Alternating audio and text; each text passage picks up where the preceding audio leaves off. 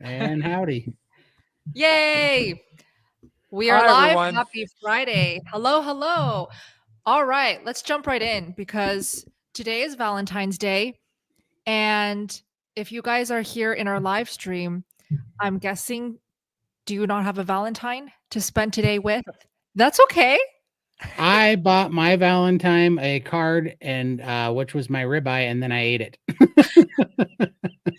You bought your ribeye card? Yeah, I was a joke. It was, but that was my love today was my ribeye was my point. That's some good love. I love it. How about you, Phil? My wife and I played bridge with another couple, so all afternoon. So we really love playing bridge, and it was such a great opportunity. And we have several couples we play with, and Oh, nice. so I want to know if there's any bridge players out there in carnivore land. Yeah, let us know if you play bridge in the live chat. I would also love to know where you guys are located. Let's see how international our crowd is tonight. I am back in Las Vegas. Todd is in Bozeman, Montana. And Phil is in Odessa, Florida, and Tampa Bay.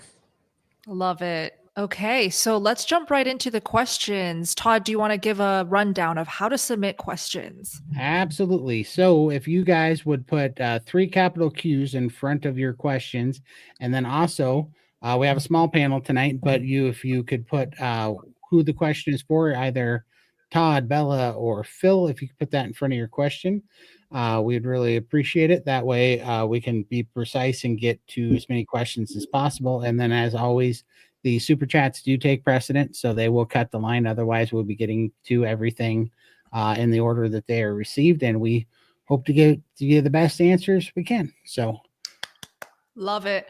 And please note before we start answering questions, because the name disappears, Phil is a retired MD, and he's not with us in these lives every single week. So if you do have more medical related questions, just note that you want Phil to answer, and also he will be answering all of them. Okay, great. Let's jump right in. Well, only to the ability that I have. Noted. Understood. And then also, I'm not a rocket scientist. You're not a rocket surgeon, I think. I'm not a rocket surgeon either. First question is, Todd, how's Lindy? Yeah, exactly. And that is exactly what I was going to say while we were waiting for some questions to come in. Lindy is doing wonderful. She is resting up though under doctor's orders right there. She did not get a release note yet, so he won't let her work yet, which is good because she's a workaholic. But she's doing fantastic, and she is 19 plus pounds of loose skin lighter. And for anybody that doesn't know, it's a pretty interesting deal because she had a pretty severe hernia that they found in there, and she didn't have too much time before that was going to be a serious problem. So that was a real blessing. So everybody that helped get the word out for that GoFundMe and donated to it, you guys really very, very seriously could have saved her life for sure. So you guys are awesome. Can't thank you guys enough. Tell them when they can see her next. For sure. She will absolutely be on 700 plus and counting down tomorrow. You guys can come see her, and she will be saying hi to you guys tomorrow. Tomorrow or Sunday? That's Sunday night in the U.S. Sorry, Sunday. I forget what day it is, but yes, you're correct. It's Sunday. All right. And where can people join the 700 plus live streams that you guys do? At the Carnivore Cure on YouTube, and also on Limitless Lindy's channel, which is all in the description below, and also Mixed Streams Michael channel. So perfect. Everything is linked down below. Check out our many links to get more resources, more connection, more carnivore knowledge. Let's keep answering questions. Now I think they're coming in. All right. Hello, Caleb. Good to see you here. Always love seeing you join our live streams. Caleb wants to know from Todd, what is your favorite steak, Todd? Man, I'm going to go tomahawk ribeye. It's probably my favorite steak, but it's actually getting really well. All right. Tomahawk ribeye, smoked prime rib in a full roast is probably close second. And then I would say, oddly enough, surprisingly enough, smoked picanha is like a really close second with the ribeye for me right now, which surprises me because it's so much more affordable. But I really have been enjoying the picanha lately. It's pretty fantastic stuff. What do you think, Phil? I am with you. I'm kind of pulled between ribeyes and picanha, and we're doing an event at our church coming up in March, and it's called Five Guys, Five Grills. And we're going to have 5 different types of meat, and we're going to feed the whole church, and it's open to the public. Donations will be accepted, but every one of us is going to cook a different meat on the grill, and I'm going to do picanha. My question is, being that you're in Florida, is any of that going to be iguana? No iguana pagana. No iguana. But we do have monitor lizards now in the Everglades, so we may be serving monitor lizards and along with reticulated python in the future.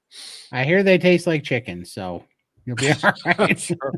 I'm sure. That's what they say about humans when they eat us. Exactly. Ooh. I thought humans would have more. Oh, you know what? I don't know about that.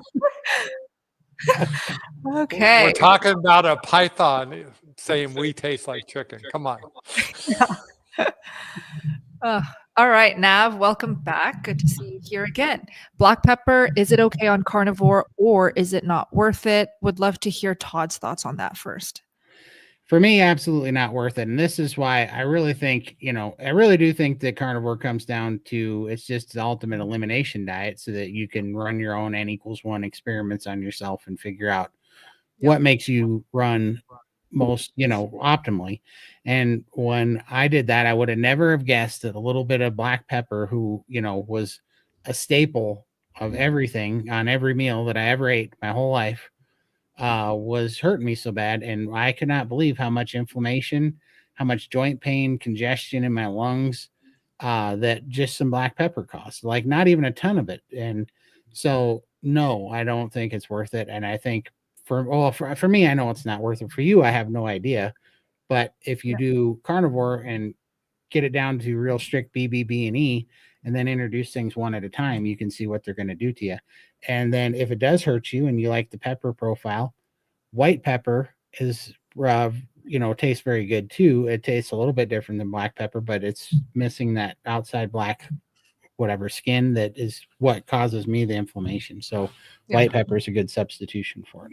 I'm in the same boat as Todd, because when I have black pepper, I'll immediately have a runny nose, and it's consistent every single time I have something with black pepper. I usually don't volunteer to put it on my own food, but let's say it's served at a family gathering or at a restaurant, I'll eat it. Next day, bam, runny nose, congestion. It is so clear to me.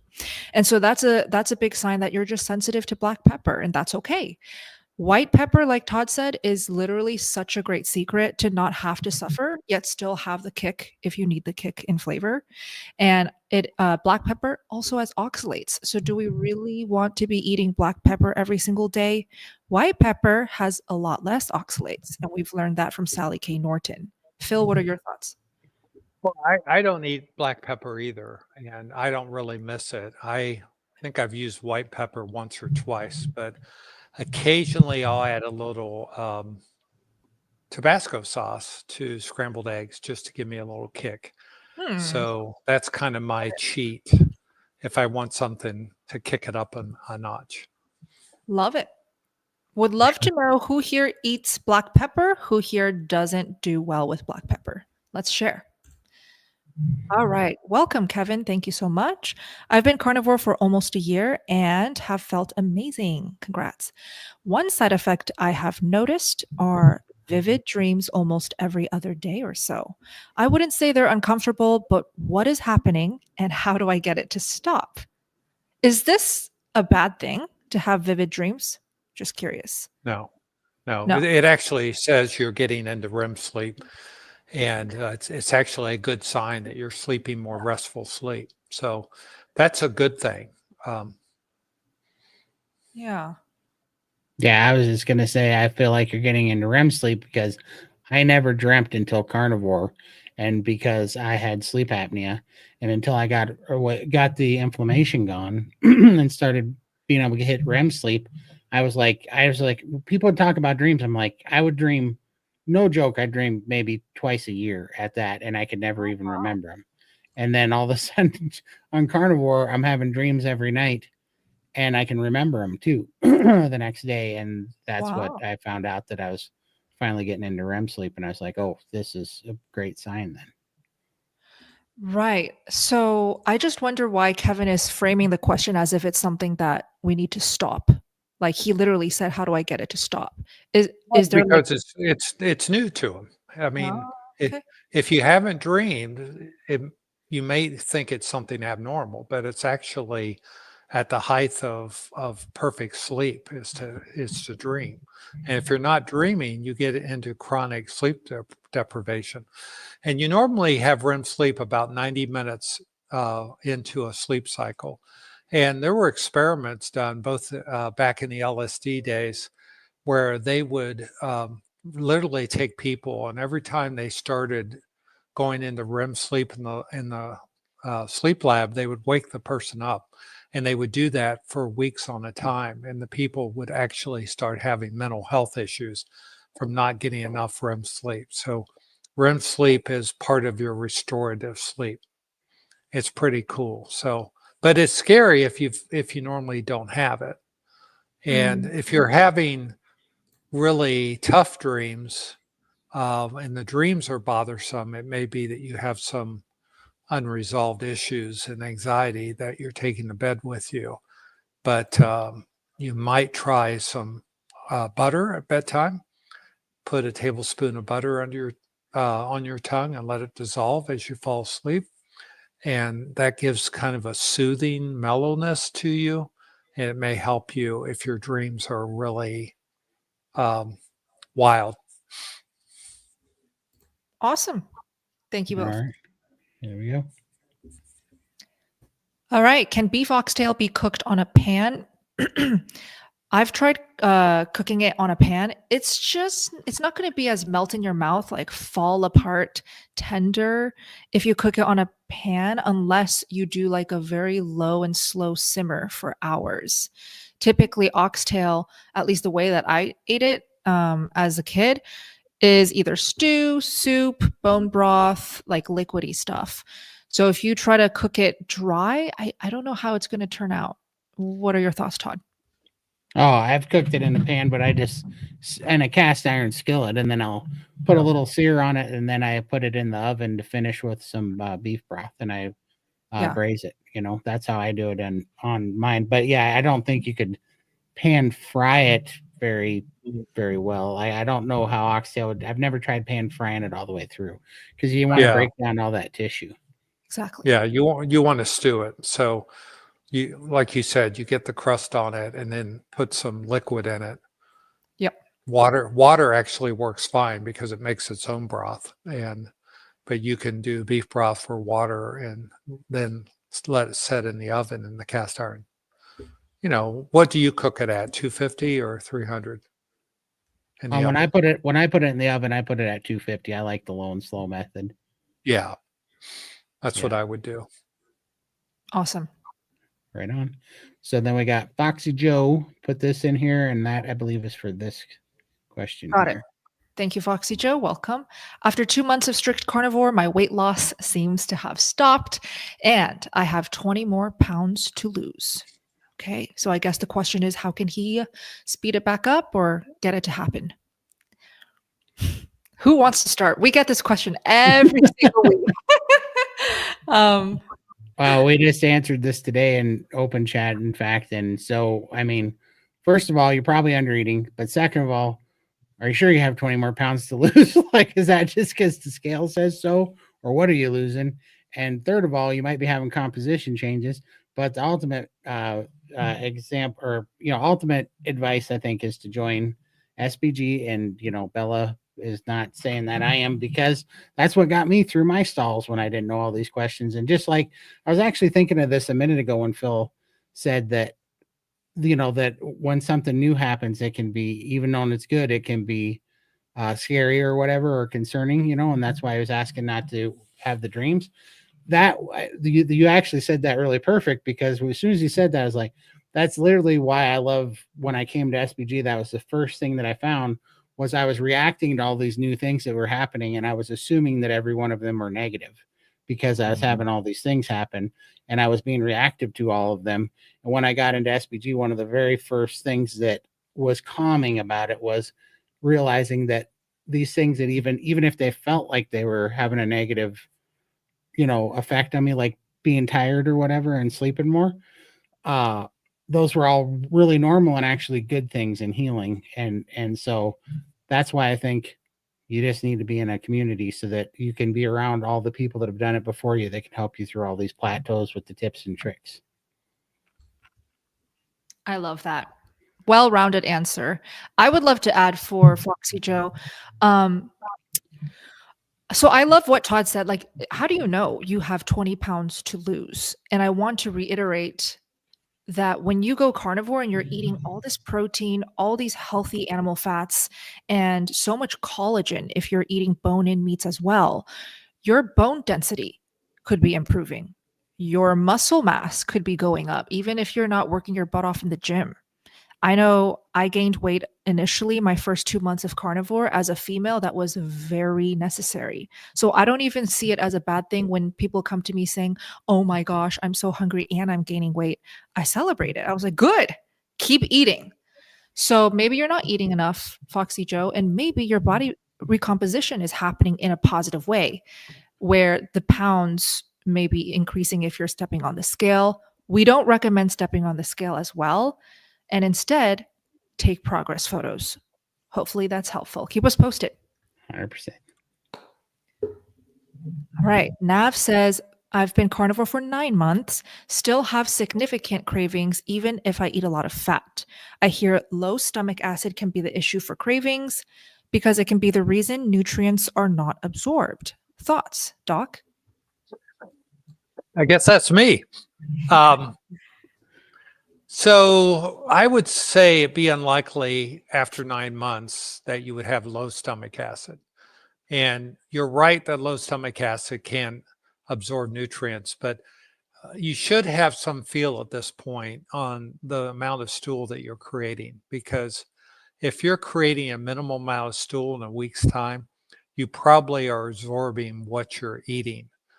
And so I would be thinking with the cravings that you probably need to actually eat some more food and give yourself about 3 days of eating 3 really big meals and see what happens, and see if you can curb your cravings, because undereating is probably one thing that a lot of people do. And it doesn't matter if you're eating a lot of fat, if you're just not getting enough protein either, you're going to still have those cravings. So I would try that and see what happens. Perfect. Thank you, Phil. All right, let's see. I think that was all of those. Let me go up here to the top, and there you go. Okay, from Amada, welcome. Bella, I currently take Tremfya for psoriasis and psoriatic arthritis. How long do you think I should be carnivore before trying to come off the medication? 1 year, 2 years? So I'm not going to comment on the medication and coming off of it. I'll pass that off to Phil, but I'll share with my personal healing with psoriasis. It took a good 6 months before I felt like it was noticeably better. And I struggled with itching, flare-ups. I would use a topical prescription medication to keep it at bay. And it got better, and I didn't need medication by month 6. And then it took, I would say, another 6 months for me to really feel confident that, okay, I feel like I cured psoriasis. I don't think it'll ever come back. So a good full year for me. Phil, what are your thoughts on specifically I don't know what Tremfya is, probably a topical cream? Oh. Yeah, it's an immune modifier. Okay. But am I coming across okay? Because I'm having a little lag on my side. You're back. Yes, you're good. Okay, good, because I was having lag there for a minute. So we never know what it's going to take, especially for psoriasis, because it's one of the tougher skin things to respond. But as a general rule, you probably know how you do on the medicine, and you probably don't have 100% clearing today. If you do, fantastic. But most people don't get 100% clearing. They get like 90% clearing. And when you start to see improvement, even on the medicine, that's usually an indication that your psoriasis is starting to respond to the anti-inflammatory effects of the diet. And that would be kind of a hallmark for me when I would think about cutting back on the medicine. And I think 6 months to 2 years is a reasonable time to see that. But there's so much biological variability with people. We don't know how long it's going to take for you. But I would use that unless you're clear completely. That is kind of a good rule of thumb. Did that come across okay? Yeah. Very good. Yeah, you're slightly choppy great. just now, but it is coming across. So Yeah. All right. All right. Thomas, welcome. No question. Just wanted to say it has been 8 days since I have been taking omeprazole. Awesome. That's awesome. Oh, so he stopped it for 8 days, right? Yeah. I think that's what he's saying. Good. That's awesome. Great work, Thomas. Good for you. Good for Yeah. you. I'm so happy to hear that, because we talked about that last time. Yay. That's awesome. Congrats. Ed, anyone on the panel, do you guys recommend eating raw meat? It's like beef, pork, fish, chicken, any of those raw. Okay. I personally eat it just for fun, but I don't go out of my way to eat it raw because of specific reasons or because I think it's better for me. I'll eat raw fish, exclusively fish raw. But with beef, pork, chicken, I like a nice flash sear. Chicken, actually, I would cook through. How about you, Todd? Yeah, I mean, I don't know. My steak that I do eat is half raw all the time because I cut them like 2 inches thick. And I mean, literally the blue part comes out and it's like 50 degrees or 44 degrees when I'm eating it. It's cold in the center. And I don't mind it. I don't do it on purpose, but when it comes out that way, which it does a lot of times, because it's so thick, I don't want the outside too cooked, because it starts overcooking the first 30%. So I'd eat that raw a bunch. I don't go out of my way to eat it raw, but just like Bella, when I have sashimi, I pretty much only eat salmon raw, but I don't eat pork raw, and I don't eat chicken, period. So exactly. Perfect. All right, Carnivore Camper, welcome. For Dr. Phil, I just got my vitamin D number back, 41.7. Curious to know how many are you a vitamin D I should be taking? Thanks. This is my new channel, Bella. Oh, LaDonna, good to see you. Hey, LaDonna, congratulations on the channel. Yes. Very exciting for that. So anyway, I just got my vitamin D back about a month ago. It was 68 after being 8. And I had taken 5,000 international units or 125 milligrams for several years. And now that I'm on carnivore, I haven't taken any vitamin D since late last year. So I was off for 3 months and found that my vitamin D levels staying up just fine. So I think 41.7, some people would say you want a little higher than that. I think it's fine. And if you do want to take vitamin D, the typical dose people take is about 5,000 units a day, international units, or 125 milligrams. But I wouldn't take more than that with a level of 41. Vitamin D is one of those vitamins you can't have toxicity, but at 41, you're far from the toxicity level. And my thought on this is when you have a vitamin deficiency like I did, you want to take supplements until the vitamin deficiency is resolved. And then just eat carnivore, and carnivore should be able to maintain you long term, because you're actually getting the pure vitamin in the meat, because that's what the animals need, and you're not having to produce it. I talked the other day, I think it was on Open Chat, on someone who I think had probably vitamin A deficiency when they were vegetarian, and now that they're carnivore, that's gone away, and that's probably because the vitamin A precursor, which is beta carotene, which makes carrots orange and squash yellow, that has to be converted to vitamin A from beta carotene, and some people don't do that very efficiently. And so when people go carnivore, they are getting plenty of vitamin A just in muscle meat. So that's kind of my answer: is treat a deficiency, but don't supplement if there's not a justified reason to do it. You're just wasting your money. Put the money into a good steak. Nice. Agreed. 100%. Okay, I have about, this is KMO, by the way, welcome. I have about 55% body fat. I would like to start priming, but do I need a great deal of fat in my diet if I have before weight to lose? If I have before weight to lose to start. Yeah, Let's start with got a body. bunch.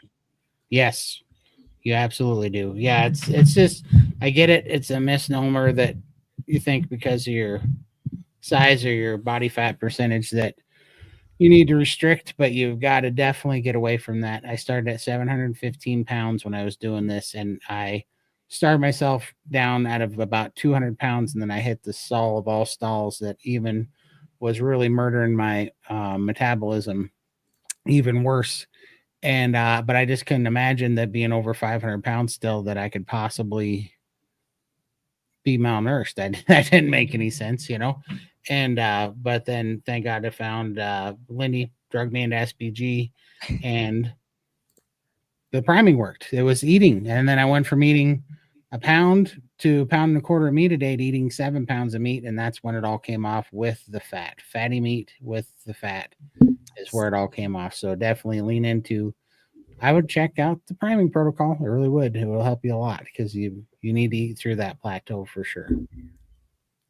Yes, definitely. And if you are a female, fat is so important. Don't even get hung up on the weight loss just yet. Focus on high fat carnivore.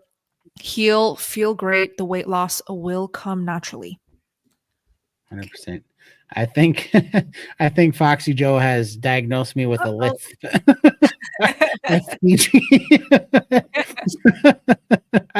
Sorry, it's SBG, which stands for Steak and Butter Gang. Yeah. It's not steak and potato gang. There we go. That is what it would stand for, steak and potato gang, if it was P. That's awesome. But we do get asked a lot, even when spelled correctly, what the heck is SBG? Why do you guys keep saying SBG? So we should say it out more frequently. We should. I should. We should. And we shouldn't say SPG. Right. I definitely, well, that was why I was laughing while Phil was talking. Phil was saying some beautiful, really technical, physiological stuff going on over there. And I was laughing. Because I was going, SPG. I think I have a list. Aw, Jocelyn just joined the family. Welcome, welcome. We are so happy you joined. See you in there. Yeah. Steak and Butter Gang, not Steak and Potato Gang. And you guys need to just go to SB as in butter, G meat as in fatty meetup.com. But it's also linked in the description if you guys are too lazy to type it out, and you'll find a clickable link. Great. Okay, this is from SJ. Phil, one of my concerns just starting this carnivore diet is my LDL blood levels going overboard. Heart issues down the road. Thanks. Yeah.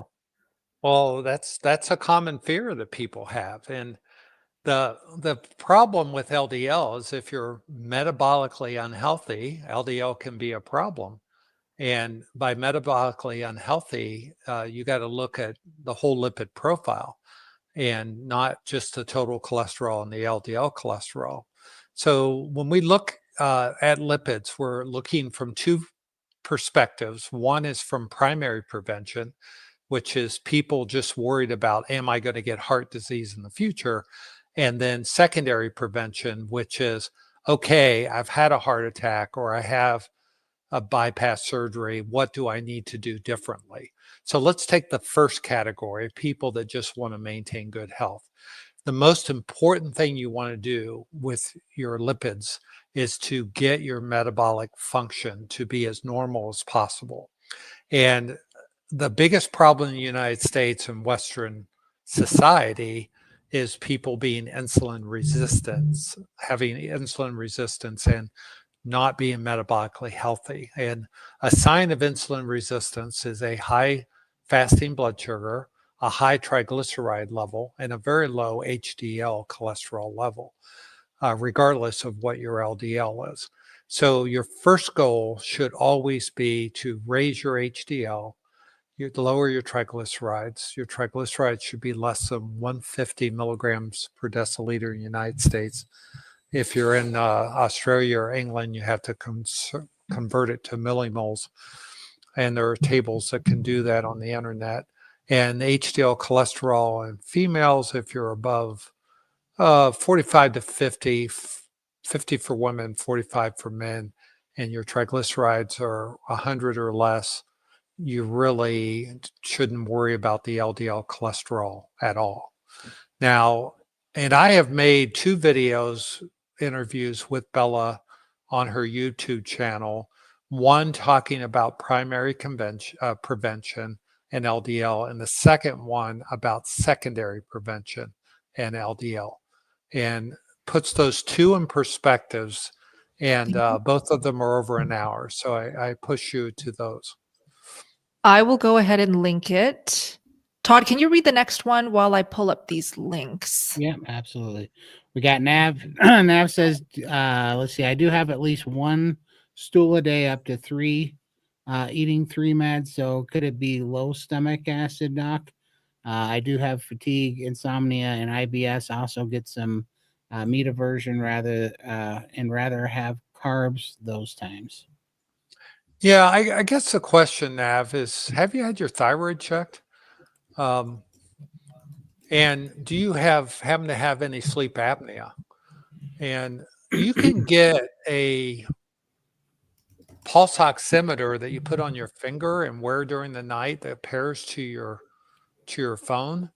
And you can see if you're desaturating during the night, which means you're going from an oxygen saturation in the 90s down below 86 while you sleep.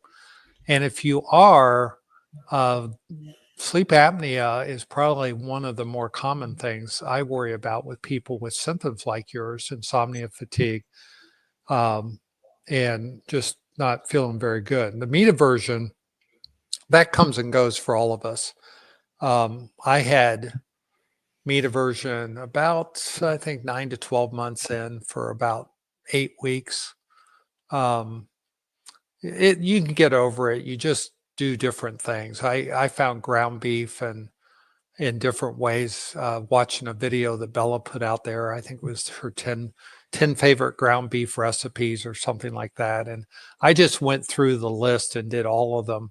And I got over my meat aversion by the time I finished all the recipes a couple times through. So I don't worry too much about meat aversion, but I would check. Pulse oximeter will be about $60, $70 on YouTube.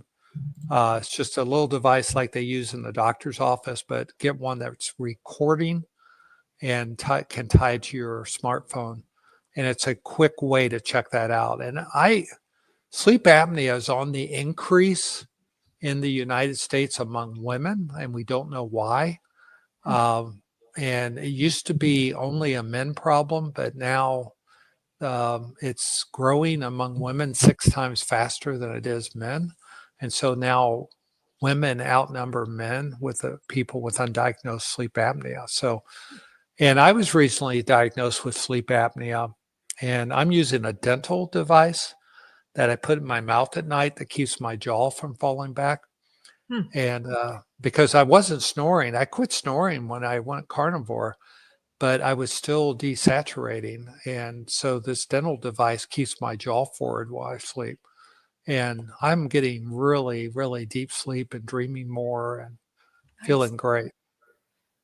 That's awesome. Very informative. Thank you, awesome. Phil. All right. We did this. Oh, We did this one. Sorry, this one. Okay. Any concerns if the only thing I eat is 70-30 hamburgers? We know lots of carnivores in the Steak and Butter Gang and also on YouTube. I've met a lot of carnivores that literally only eat ground beef. In fact, 70-30 is even fattier than what most people eat, which is 80-20. That's fantastic. Amada, keep eating it.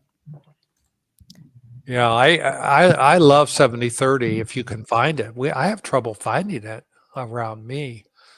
It seems like the grocery stores and Costco only want to sell the lean ground beef. So I'd be happy if I could get 70-30 because I can't find it. Does your Costco have the Costco bundles that are 7 pounds and they are 27.73? Well, I don't. I've never looked at the big bundles because I don't like to buy that much ground beef at once. Same. Yeah. But I guess if I wanted to get it and bag it and vacuum pack it, I could do that. But I normally buy like 3 pounds of ground beef at once at our local grocery store. Sure. Yeah. Well, I mean, I like to take the 7 pound ones and I just cut it up into 3 and put it in 3 vacuum sealed bags of a little over 2 pounds, And those do you leave the wrapper on it? No, I take and cut open the big mound of it and I cut it in 3 sections and put it in the vacuum seal bag and then vacuum seal it into 3 like 2 point whatever, because then down to cooked weight you get about 2 pounds per bag. Okay, I might try that. I normally don't like to buy that much ground beef, but that would be pretty economical. It's not hard to vacuum pack it. No, I love vacuum packing stuff actually because it lasts so dang long.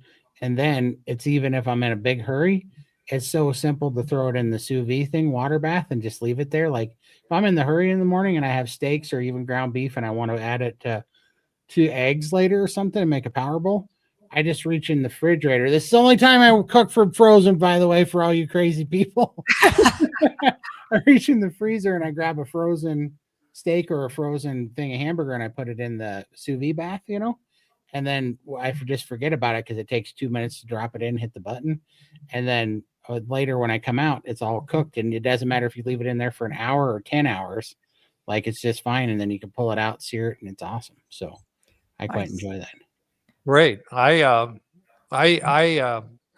usually cut my own ribeyes and I sometimes will cook them frozen, but I like to dry brine them in the fridge, the real thick ones.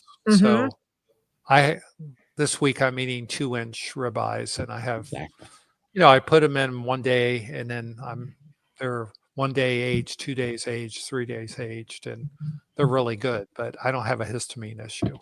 Guess what I'm doing? Recommend that. Yeah. What's that? Oh, I have, same thing. Well, yes, but I have 18 pounds of primal ribeye and 1 piece right now in the fridge. It's been there for 66 days, dry brining, and I'm going to take it to 90 days, and then I'm going to cut the pelican off of it and see if I'm man enough to eat a 90-day self dry aged ribeye. Wait, what? Raw? No, I'm going to cook it. Okay. But I mean, it's been in my. It's when I get it out, it'll have been dry brining for 90 days in my fridge. Wouldn't it be hard as a rock? Because that's what happens when I dry brine it. Well, no, because I did 18 pound. So I'm doing the whole thing. So I'm just gonna have to cut off the outside, like probably 3/8 or maybe even 5/8 of pelican, whatever's on there. I'm gonna strip it down, and then I'm gonna see if I'm man enough to eat a 90-day old ribeye that's been in the fridge. But I just did a 60-day and it was delicious. Yeah. What do you do with this part that you cut off? I feed it to my dog. Actually, she loves it. Oh, okay. Love it. Yeah. Yeah. I'm just wondering if there's something you could do with it, human wise. I don't know Could you if you turn could. it? I mean, it's pretty foul smelling stuff. Like, so the 60-day one, I will never do this again. These are bone-in rib roast too. These are the ones I got over holiday. That's why they were only $7 a pound or whatever. Yeah. So that's why I was okay with trying one of these for the 90 days, just in case it goes bad. It wasn't a fortune, but I had it upside down to where the bones were up, that was not a good play. Bones should have went down, because then some like blood and stuff settled on the bones on the top of the silver skin. And that's what made it smell so bad. And bacteria started growing on top of there. And so if you ever do it, bone down. Just for the record. That made a pretty good petri dish to grow bacteria. It did, and it started smelling funky, but it did capture it just in the silver skin on the bone. So I took those bones off first, cut it off, and the steak itself was actually delicious. It was really good. Yum. Yeah. Just so you guys know, if you're new here, if you have any questions about how to make carnivore more exciting with like practical tips, Todd is the guy. So anyone who has questions about cooking, tips to eat carnivore with more enjoyment, ask away, because I always learn something new when Todd shares his tips and tricks for cooking. Love that. All right. So Nav's following up with me that he or she does not have sleep apnea, and thyroid's good. So we're still with the question of stomach acid. Okay. You're having an awful lot of stools 3 times a day, 1 to 3 times a day. The next thing I would go on is cutting back on the fat a little bit and seeing what happens. I'm just not buying at lack of stomach acid, because after 9 months on carnivore Nav, it just would be such an outlier that your stomach acid would be messed up if you weren't on a drug that was messing it up during that time. And so the next step I would do is cut your fat down by about 20% for a week, and let us know in the next call if that helped at all. Yes, please, Nav. Thank you. All right, Ed, welcome. This is for Doc. Had gout in the past, on carnivore for 5 weeks, 0 gout flare-up, had stressor. I ate pizza, Taco Bell, 2 Pepsis, and then the gout flared in the morning. Then I had high fructose sugar. Will high fructose sugar Pepsi caused the flare? And will eating red meat now to test theory? Is this a good idea? There was nothing good about what you did, but it happens. It happens. Now, remember, people associate gout as the disease of kings, because the peasants were eating crappy foods, and the rich people were eating the meat, and so it's called the disease of the affluent. But the reason it's the disease of the affluent is not because they're eating more meat. It's because they have glucose resistance or insulin resistance, and they're metabolically unhealthy, and they have a lot of inflammation in their body. And so what you want to do is stay carnivore long enough that you get the inflammation out of your body.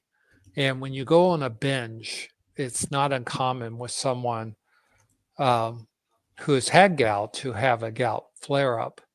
And we used to think that your uric acid level would determine if your body was going to have a gout attack or not. But I've seen people with gout or uric acid levels above normal that have no issues with kidney stones and no issues with gout if they're metabolically healthy. So that should be your goal, is to be metabolically healthy. And I was a metabolic wreck when I became a carnivore. And it took me 4 months strict carnivore of doing no slips, just 100% carnivore for 4 months. And it got me metabolically healthy. So I think 5 weeks is a great start. But, when you have these fall off the wagon events, you're kind of setting yourself up for failure. So just brush yourself off. Don't beat yourself up. Get back on the carnivore wagon and give it time. I've seen many people with gout have 1 or 2 gout attacks or even kidney stones on carnivore, but those attacks then start diminishing and usually go away over time. So I want to encourage you to stay carnivore, Ed, and see what happens with you. Yeah. Keep us posted, Ed. And also, if you're stressed out again, come to these live streams. Go on the many live streams that happen throughout the week from all of the many great carnivore creators here on YouTube. I think there are like weekly live streams almost every single day on somebody's channel by now. We are every Friday. Todd is every single Sunday. Carrie Homestead Howe is every single Thursday. We've got the berries every single Monday. Anybody else we missed? Chafee, I think, is Chafee. Sunday or something as well. My Sunday or Monday as well. I mean, there's a lot of people on here for sure. Check them out, ask questions.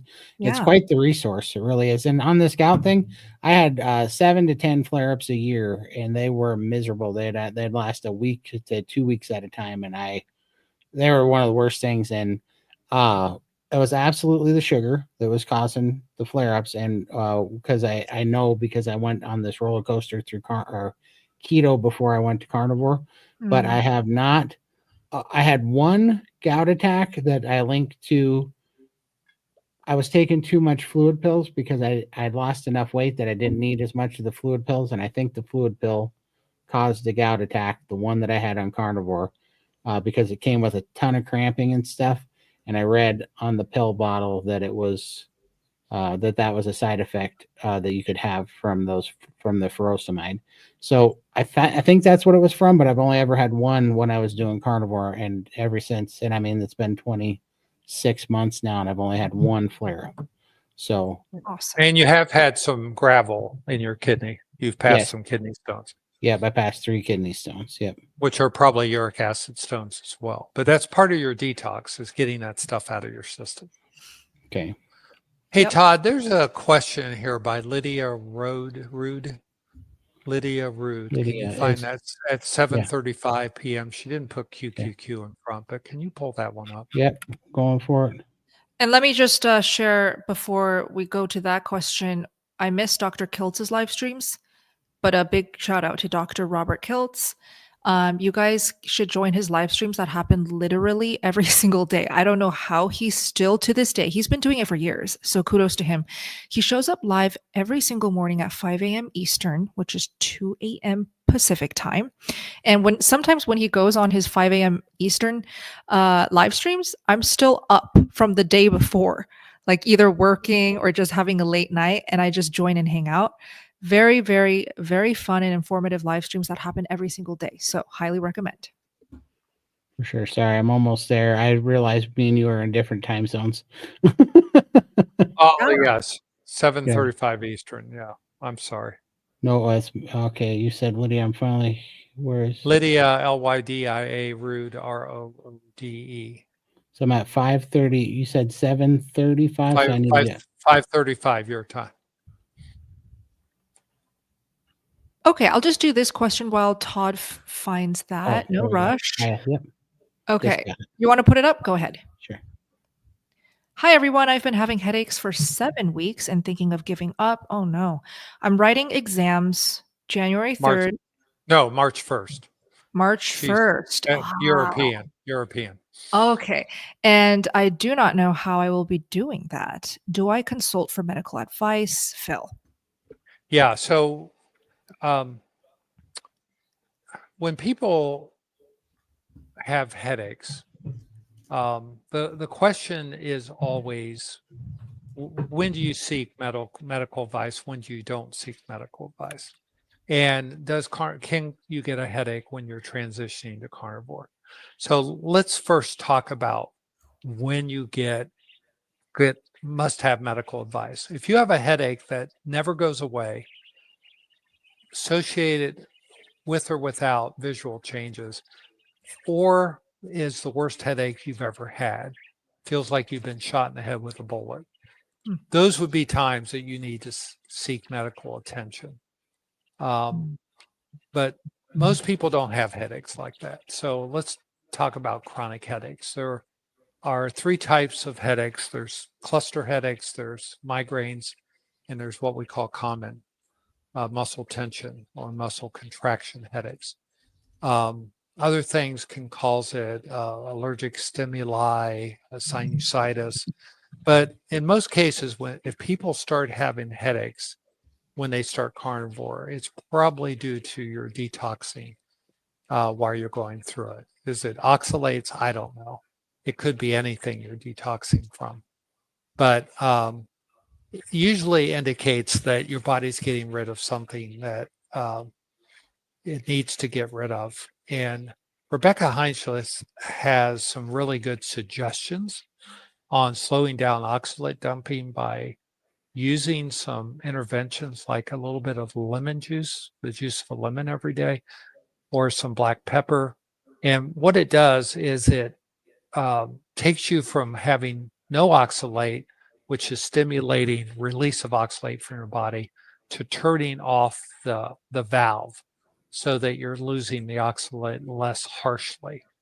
So you can go to Rebecca Highsmith, and maybe Bella can put a link up to her. I think Sally, what's her name? Sally, that oxalate lady. Sally Norton. Yep. Sorry, Norton. Yeah. So those are people that can help you there. But yes, also being stressed about upcoming exams can stress you out too. But it's probably diet related. Your body's adjusting. And usually about 7 to 8 weeks is when you should notice those diminishing. So I would give yourself the benefit of the doubt and just think that you're probably going to be fine by the time your exams come up on March 1st. Excellent. Thank you, Phil.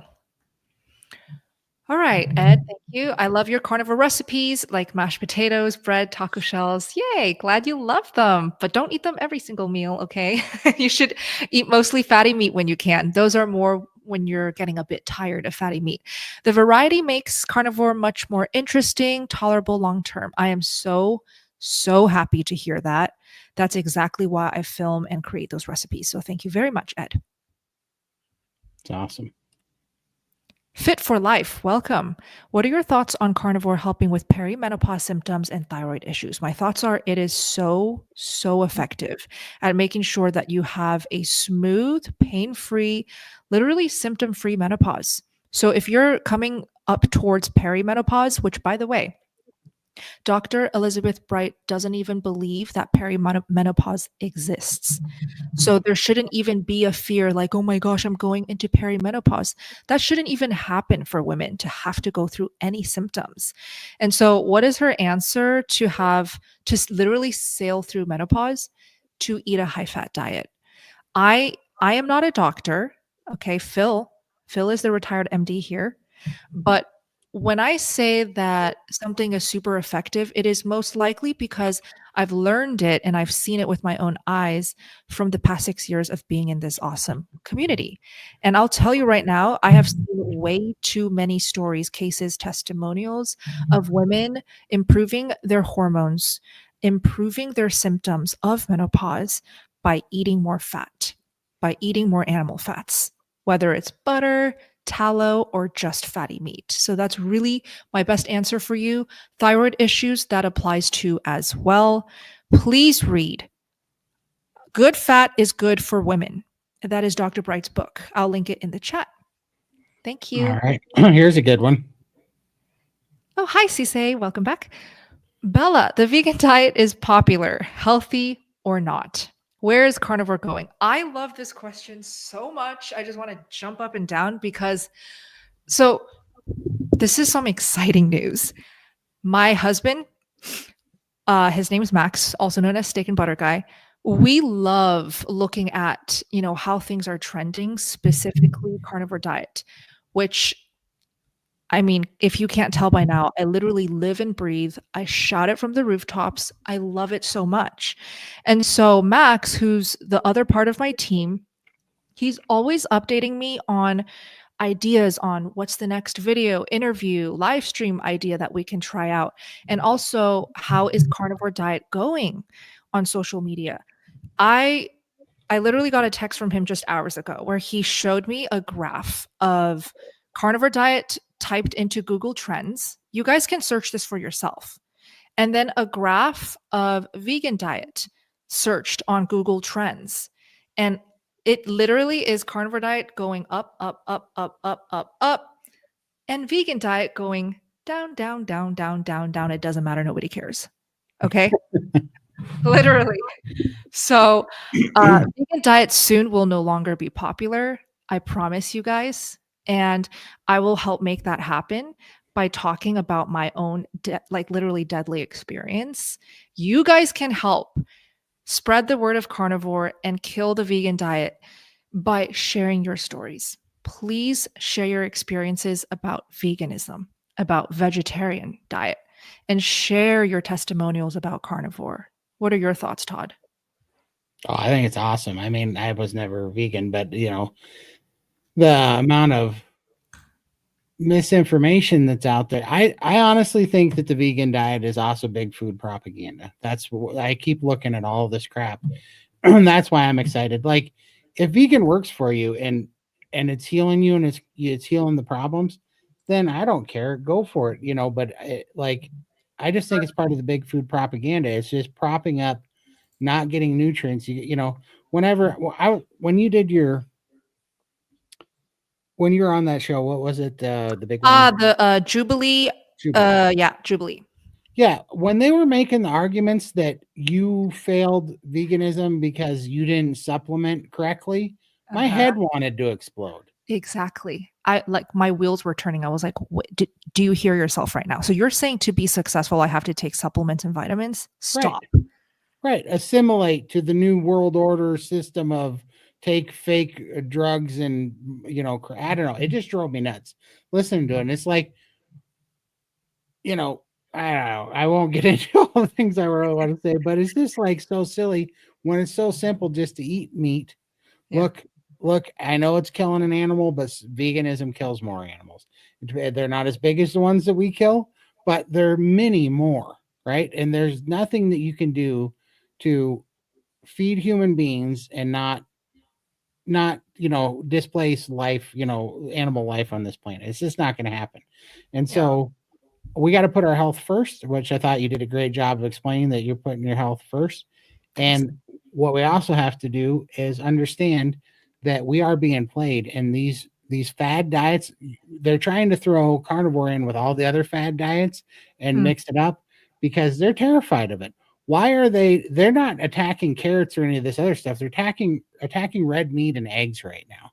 Mm-hmm. And it's because I think they know that it's devastating for their big food and big pharma, let's say, propaganda crap, where it's keeping everybody being these cash cows for them. And so I can't wait to watch this experiment shift and we actually see the net benefits of it. So I don't know, it's happening. It's really excited, and I'm so happy we're on the riding this wave up, It's happening literally right now as we speak, day to day. It is becoming less popular, the vegan diet, and carnivore is just growing. So I also asked Dr. Baker, who, by the way, coined Carnivore Diet and labeled it Carnivore Diet. I asked him, what do you think the trend is going to be like in the next few years for carnivore? He says, just look at what's working. Carnivore diet works. Why are there so many hundreds of thousands of stories that pop up day after day of people saying, look, I got off my meds. I reversed this. I cured that. I feel so good. It's because carnivore diet works. And so that's what we care about at the end. What works, what will actually help us heal. There's no way we can suppress that. So just keep sharing, guys. Thanks for the question. Yeah, for sure. That's a great point, because I did keto. I did like a million calorie restrictive diets. I did the bodybuilder high protein, low fat, moderate carbohydrate diets with all the egg white proteins and the fat free turkey, faux turkey crap. I did all that crap for over 26 years. Not one of those inspired me to make a YouTube channel to say, holy crap, this one works. Good point. Yeah. 100%. Yeah. Phil, what are your thoughts? I think that we're kind of at a pivot point, and it'll be interesting how the next 4 years go now that Bobby Kennedy Jr. has been confirmed as HHS director, because there's going to be blood in the streets with a lot of food practices in the United States. Now, it's not going to start with anti-vegan. It's going to start with anti-processed food, additives, high fructose corn syrup. We're going to see some really interesting things come out. So I don't like to take sides with the vegans versus the carnivores, because we both believe in whole foods. We both believe in really paying attention to what you eat. I believe carnivore is superior for most people, but I don't think veganism is the person I want to be fighting with. I want to be fighting Right. against the high fructose corn syrup, all the genetically modified wheat and grains that we're eating, and processed foods. And so I want to stay focused on that debate and let the vegans figure it out for themselves, because we're seeing every month more and more vegans coming in SPG who are going to carnivore, and people are awakening to it. But I don't want to push vegans away to make them think they have to take sides, Sure. because we have a lot in common Mm. with the way we don't want chemicals in our food. We don't want processed food. We don't want big pharma and big farming to tell us what we should be eating. I love So that. I'm a little contrarian in this department. Yeah, and I agree. So, except for the part where not all vegans are touting and recommending a whole foods plant-based. So there is a camp of vegans who love mock meats, seed oil filled junk foods. Yeah. Those ones. Yeah, I think they're nuts. I think they're nuts. Yeah. I tell vegans, if you got to make your food look like meat, then you're not really a vegan.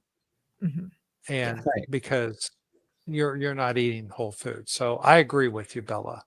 Yeah. And I worked for an organization for 9.5 years that pushed veganism on everybody, and it was nuts. I mean, with their mock chicken nuggets and their mock this and their mock that, and it all tastes like crap. So glad to not be doing that, and filled with additives and all kinds of stuff. But I'm talking about the whole food vegans. So.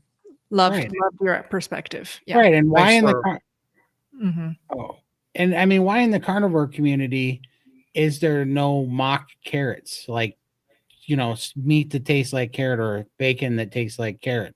Like, because it's not what we're supposed to eat. I'm just saying, I know that it's a funny thing to say, but it's also like, really, why is there one side that's trying not to eat meat and eggs, that's making their stuff taste like meat and eggs, and the other side is eating just meat and eggs, and you don't see a damn person trying to make something taste like a carrot or a cucumber. They just eat the beef because it's what we're supposed to. Subconsciously, they're craving the meat. So let them wake up, Todd. We won't kick them while they're down. And if it came to civil war, the vegans are never going to be able to pick up the rifle. So we're good. Well, also, if they don't start getting some animal fat in for their hormones, they're also not going to be passing on lineage. That's right. That's funny. Yes. Great question. Thank you, Cisse. Brenda, welcome. Ciao, Bella. Yay, ciao. What are your thoughts on plain cinnamon tea while fasting? I'm trying to avoid coffee/caffeine because I'm insulin resistant. Well, I would love Phil's thoughts on this as well, but cinnamon tea while fasting, what is the purpose, Brenda? Is it to keep you from feeling hungry? Because our whole thought process of teaching fasting and fasting is, when you do your fast, there should be zero hunger pangs. There should be zero white knuckling. So if you are fasting and you're struggling with hunger, you're white knuckling, then it's a good sign that you have not properly feasted. And I would recommend you take a step backwards and just go back to feasting. The whole thing with feasting and fasting as a carnivore is it should be sustainable and it should be enjoyable so that you can reap the benefits of body recomposition, of autophagy, right? Of mental clarity. That's one of my favorite benefits of fasting is the mental clarity. You want to reap the benefits without having to feel like you're breaking your back to get it. Does that make sense, Brenda? So let me know in the chat why you're even drinking cinnamon tea for clarity. And Phil, what are your thoughts on avoiding the coffee caffeine for insulin resistance? Well, definitely coffee does stimulate cortisol a little bit. And some people that are highly insulin resistant have trouble breaking the insulin resistance as long as they're drinking a lot of coffee. And that includes decaf coffee. So you have to look at each case. We kind of keep our finger to the pulse in SBG, Steak and Butter Gang, and find about 50% of carnivores consume coffee, about 50% don't. And if you're insulin resistant, I really recommend everyone do 30 days of coffee abstention. And that would be tea abstention as well. And I'm amazed when I'm getting craving for coffee and I drink coffee most mornings now, but every so often I'll do a 30-day coffee break, where I fast from coffee. And I don't like to drink coffee when I'm fasting either. I use hot water and I put it in a mug and I just put it in the microwave or use my little heater that I use that heats up the water and just drink the hot water. And it's amazing. I thought that was like crazy. It Yeah. wouldn't help, but the soothingness of drinking hot water actually is pretty darn good. So give it a try before you adulterate it with cinnamon or green tea or anything like that. Love it. Welcome, Michelle. What would cause repeated low blood protein levels? I've also had a lot of hair loss. I've had all aspects of my thyroid tested and it is normal. So what would cause repeated low blood protein? Phil, do you think she's just not eating enough red meat? I would suspect. What I'd want to know, there's two blood measurements, is your total protein and your albumin level. And I'd like to know what both of those are and if you have any other chronic diseases that could explain that. Now, the other thing is you got to recognize that when we look at normal blood levels, the normal blood levels are what about 87% of the people have. And it's not abnormal for 13% of normal people to have one or two blood tests outside the normal range, either low or high. So if you're on the border, I wouldn't really worry about it. And if your albumin is low and your total protein is normal, or your total protein is low and your albumin is normal, you're probably fine unless you have known fatty liver disease or any other liver condition. But I would suspect for most people, it's either inadequate protein intake, liver disease, if you know that you have that, like a fatty liver, or it's just your normal is below what most people's are. So I look at a lot of lab tests in people where they get freaked out because they get blood work done and they think that one abnormal test is like life threatening, and in most cases it's not. So talk to your doctor about it and ask them if it's something you should worry about, because you got to look at the context of everything else that's going on in your body. Awesome. Hello, Gunther. Good to see you.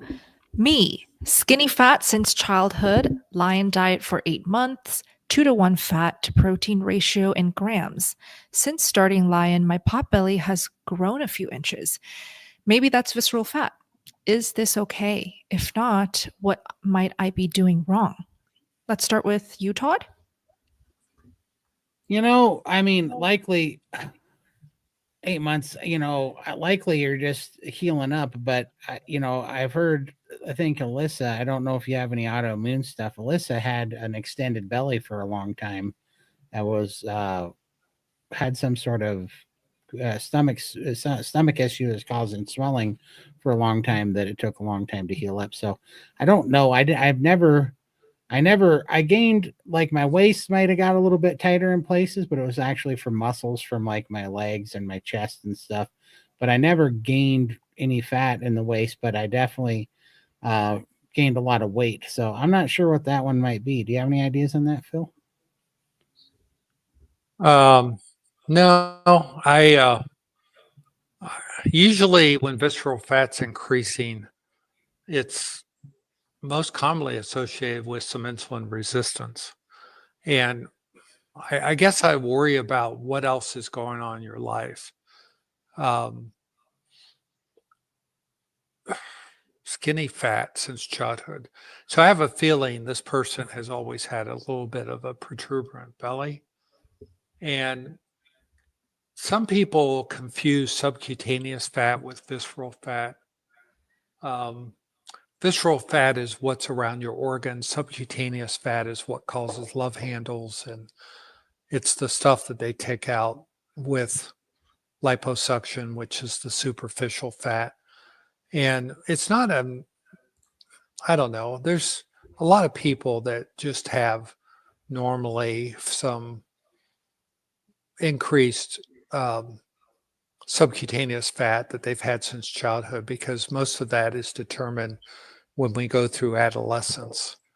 And I'm normally not real worried for it unless you're on a drug that is causing you to go into insulin resistance all of a sudden.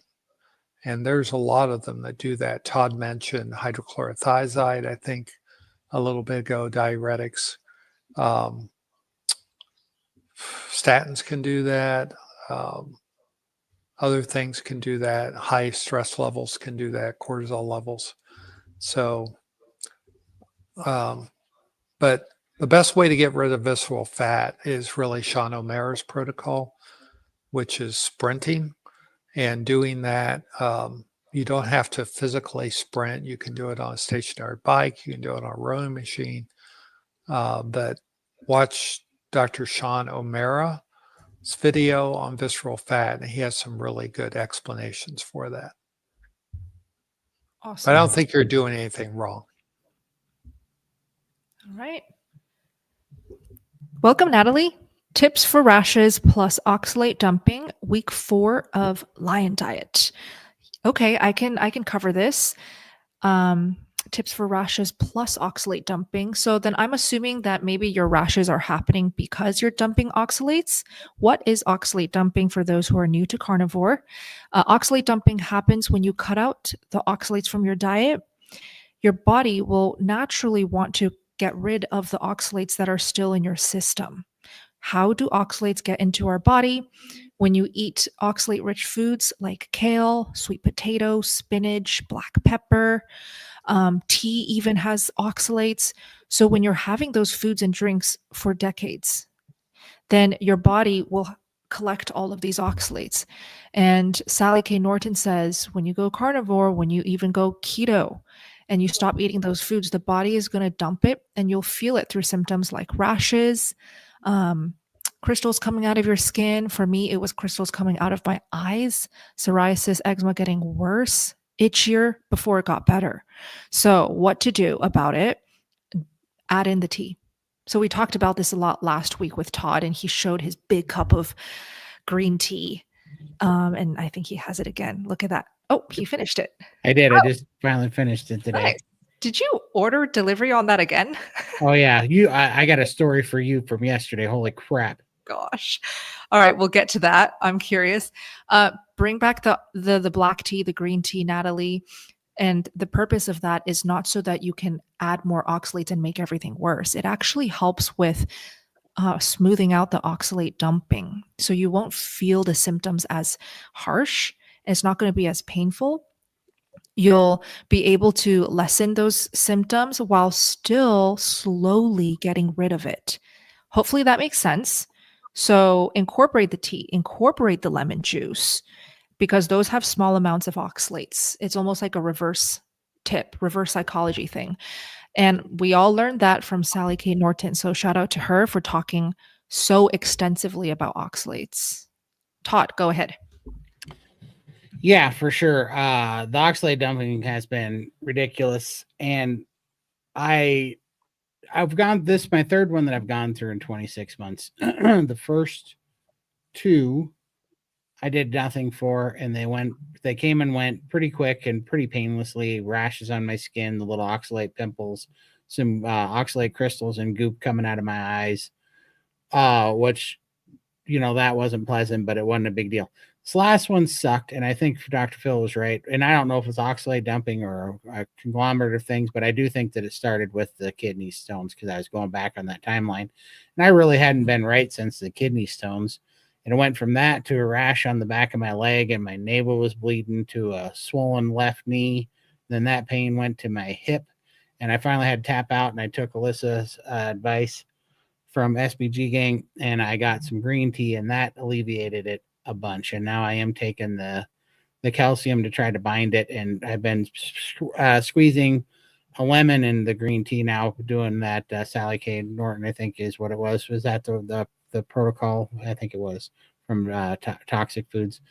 So I'm using that to try to do the little binder thing and actually get it out of your tissue, because it is no joke. I found out I got through the first two easy, but this one has actually really sucked. And I do think that it's oxalate dumping, because when I drink this green tea, just one a day, and it's even caffeine-free green tea, it has been taking the pain away. It knocks it down by like 80%. And the first time I did it, it got rid of a nerve pain that I'd had for 2 weeks. It was shooting down my arm through this finger, and within 20 minutes that went away for the first time in 2 weeks. And I really didn't expect it to do anything, and it actually did. So I would suggest definitely following that book and seeing if you can't help you with your oxalate symptoms.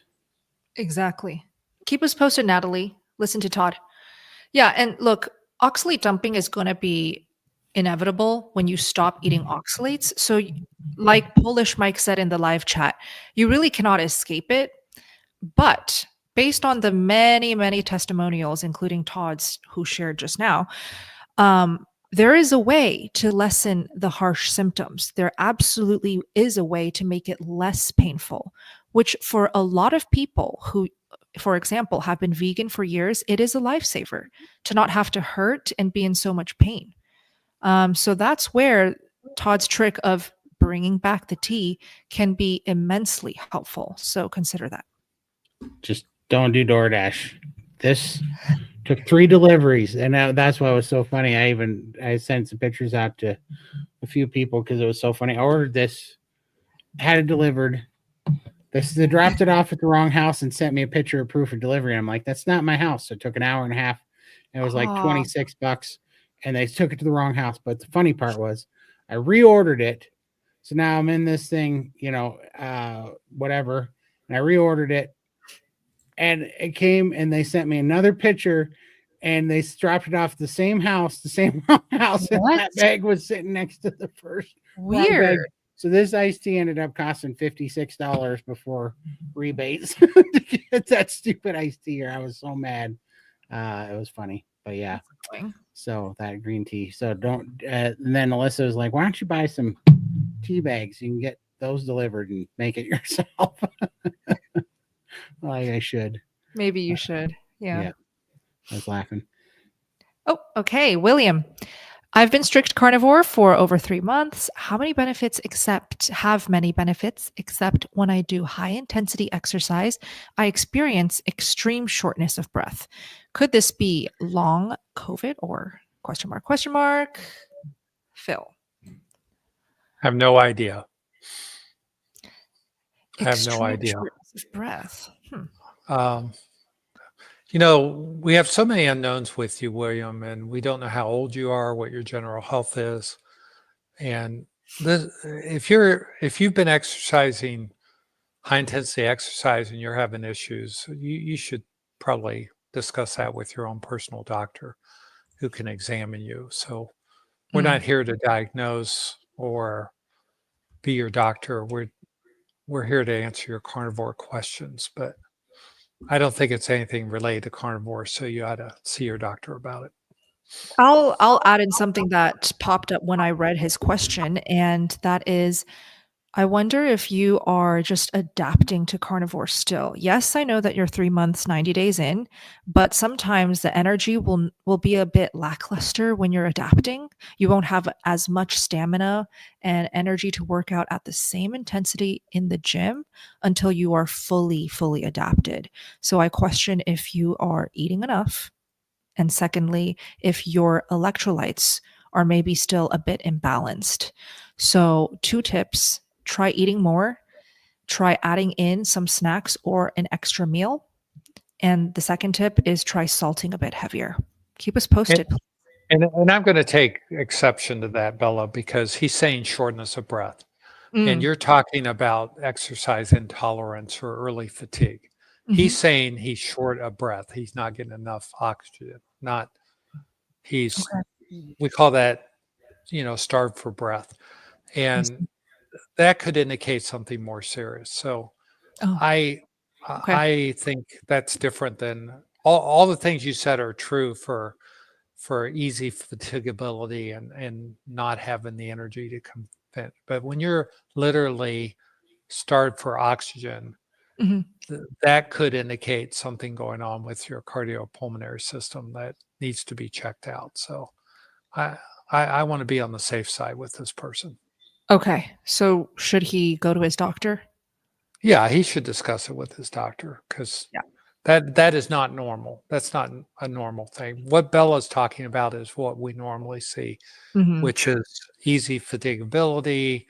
You just don't have the exercise tolerance. But physically being short of breath means you've got air hunger or you're not getting enough oxygen in. And that's something that's not working with your lungs or your heart. So let your doctor sort that out with you. Thank you, Phil. All right. CSAY for Dr. Phil: is oxalate dumping a known phenomenon to health professionals? Depends on how well they know this community, this way of eating. And I mean, there's a lot of carnivore doctors that would agree with it. I'm in the camp that I am always a little skeptical of oxalate dumping because I think there's other impurities or contaminations in our body that we need to get rid of. And I like to call it detoxing because we have people dumping histamine, we have people dumping oxalates, we have people dumping uric acid, we have people dumping all kinds of junk that's been stored in their body. So I don't like to call it all oxalate. It's kind of been the term that's been given in the carnivore community, and there's been books written on it. But I just think it's the general detox of our body. And I don't know how much is contributed to all the additives and things. The more we see things added to our foods, there's just a lot of crap, let's put it, that we've been eating for years. And our bodies need to detox from it. But there are some definite things that I would call oxalate. I've had where I have grit literally come out of my eyes. And I know that that's crystalline just from the feel of it. So that's a little different than standard blepharitis, which is crusty eyes that people get due to chronic eyelid infections. So and the rashes are very characteristics, but people dump all kinds of stuff when they're detoxing. Thank you, Phil. In my opinion. And I'm sure there are even bad symptoms and difficult symptoms of seed oil detoxing. Like, Oh, I'm sure. I'm sure. yeah. I mean, got to understand, seed oils were developed as lubricants during World War II, because they were self-stable and they didn't have enough oil and petroleum. They wanted to use it for the engines of weapons of war, so they created seed oils to act as lubricants. And after the war, they had all these lubricants being produced and they didn't have any place to send them. And they said, well, let's send them to Kraft and see if they can do something with it. So it became kind of a staple. I mean, it's a very inexpensive, shelf-stable thing to solve, quote, world hunger at the expense of making us all a little sicker. So, but Yeah. I don't think every health professional is going to be an expert on oxalate dumping or any kind of detox, to Awesome. answer your question. Thank you, Phil. Namu, my feet are newly swelling up and I am on day 71. Todd. I don't know why they're newly swelling up at 71, other than I can't imagine that unless you're eating way too much salt. I guess that could do it. I know that we need a lot of salt, but I do have swelling problems if I eat like if I abuse it. I did go hog wild on the salt there for a while, but I don't know. I would almost ask you if you are also sitting more, because that's what makes my feet swell up if I don't get up and walk around, or if I'm sitting, well, just having my knees bent for long periods of time, make my feet swell up. But this might be a Dr. Phil one, because I don't know what that might be. Well, there's a lot of things called feet swelling. And if you've never had feet swelling before, that would be very, very odd on day 71 of carnivore to get feet swelling. So I agree with Todd that salt would be the first thing I'm looking at to think, am I maybe overdoing it with that inactivity? You know, foot swelling can, at 71 days, if you have inflammation in your body, you have lymphedema, you have pre-existing swelling, that's pretty typical, that sometimes it lasts longer than 71 days. But to have it, if you've never had it before, most common causes are of injury to your veins. If there be any issue that you've had recently, like you had a blood clot in your leg, or I've started on medicine. Many medicines cause swelling in the leg, especially high blood pressure medicines. There's a whole class of drugs called calcium channel blockers that actually dilate your veins, and people get fluid from that. They get fluid from nitrates, which are given for heart disease. But I agree with Todd. The first thing I do is sit less, walk more, cut back on the salt temporarily, and see what happens. Elevate your feet at night. And if your feet are going down overnight and they're swelling after you're sitting up, that's probably some degree of what we call venous insufficiency. And typically carnivore eating helps to resolve that over time. You may just need more time. Keep us posted, Namu. Before we do the next question, Todd, I just want to request something from everyone in the live stream. I really want to know how you got notified of this live stream. Did you get a notification? Did you see it on your recommended page? Did you see that Todd was live, so you hopped on? Did you get a notification in SBG? Just share if you don't mind. We would really appreciate it as feedback, how you even figured out that we were going live, what made you know about it. Let us know. Thank you. All right. Subjective Perspective Collective. Ooh, welcome. I've just been eating 25 carbs a day for a couple months now. Should I eat different meats, or is red meat okay every single day? Todd? Yeah, I mean, I don't know why you're counting the carbs exactly. I guess it's more of a ketovore type thing. Approach, But yeah. I just eat red meat almost every day, and that's 90% of my diet. Occasionally, I'll throw a little bit of pork in there, and occasionally I'll have some raw fish. But to me, that's what I run best on. But I mean, that answer is going to be for you. If you're having carb cravings or any kind of disordered eating, or if you're still having inflammation and, things you need to heal, I think it's really good to get those 25 carbs out of there, unless you're getting them from eggs and milk. And even if you are getting it from milk, you might still want to get those out of there from that. And just see how you feel on, on like 90 days of BBB and E, and see what that does for you. Even lying, be careful with the seasonings, and then start the elimination N=1 process for yourself, and see how that goes. But if you feel the best on red meat, then just eat red meat. There's nothing wrong with that at all. Yeah, most carnivores, they'll have most of their diet be red meat. And then typically when they get a bit tired of beef and lamb, they go for pork belly, which is Phil's favorite.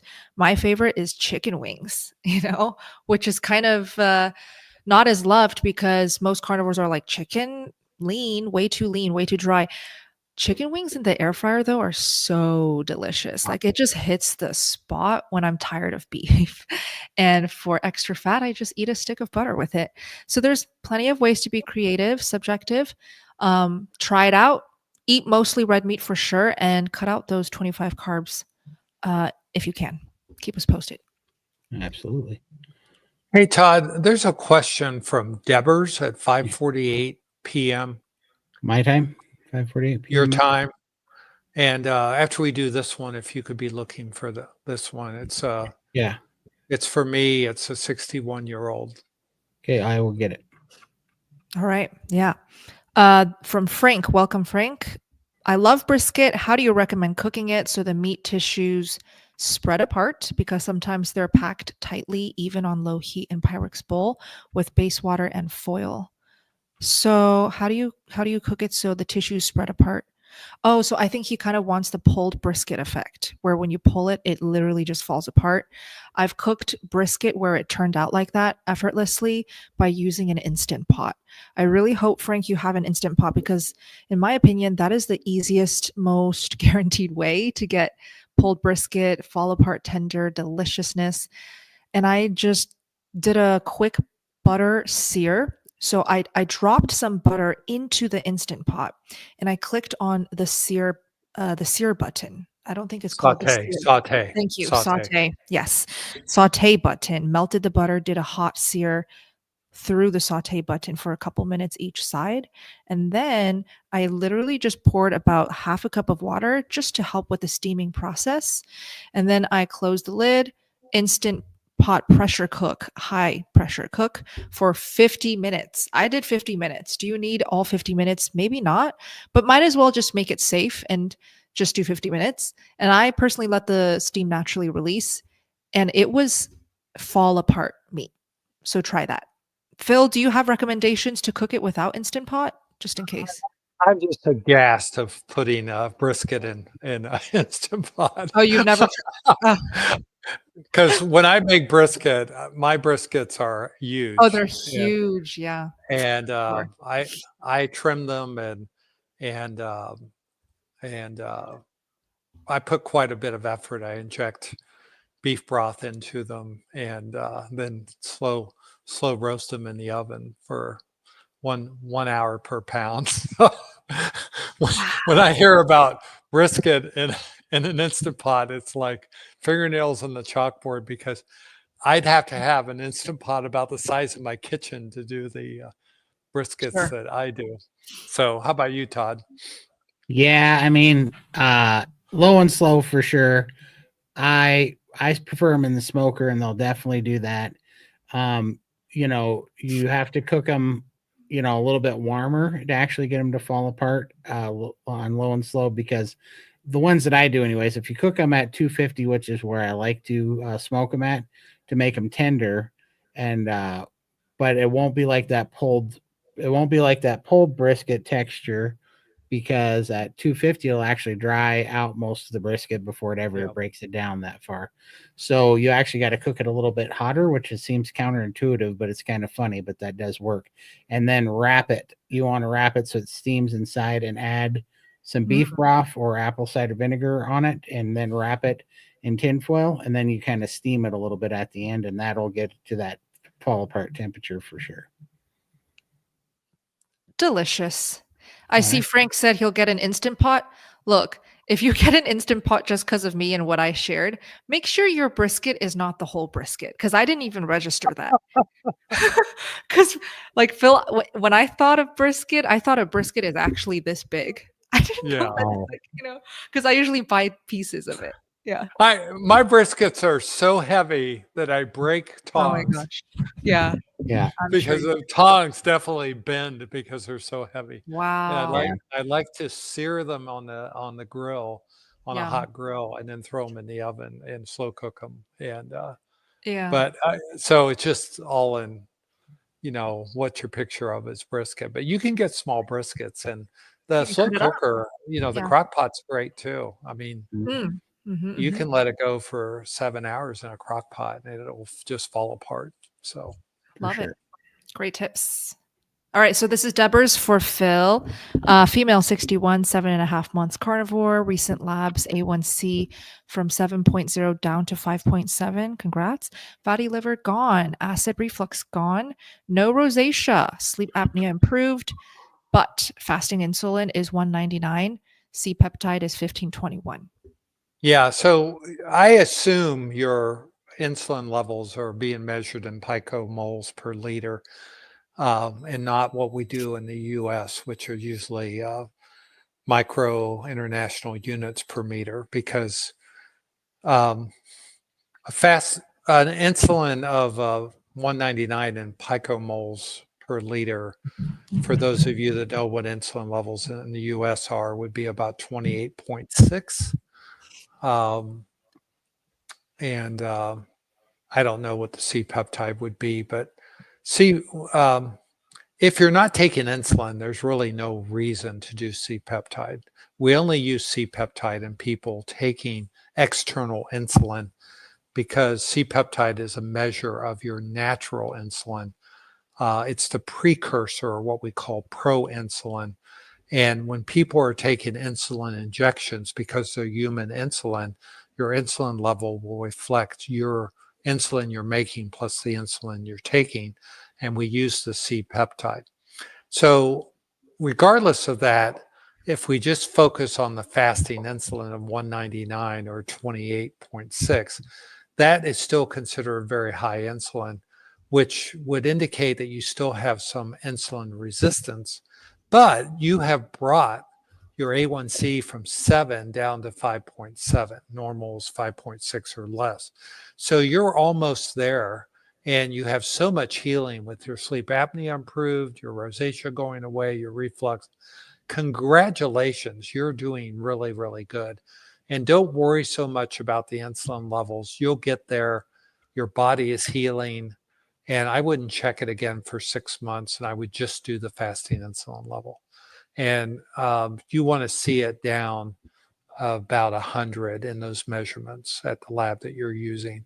That would be, 100 would be about 14. You'd like to see it under 9. But, you've come a long way getting it from your hemoglobin A1C from 7 to 5.7. That's tremendous process. And your insulin axis is improving. So just give yourself more time and pat yourself on the back for me, because I'm very excited with those results. Yay. Love it.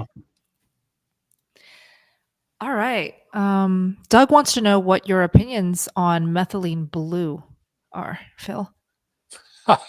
It turns your urine blue.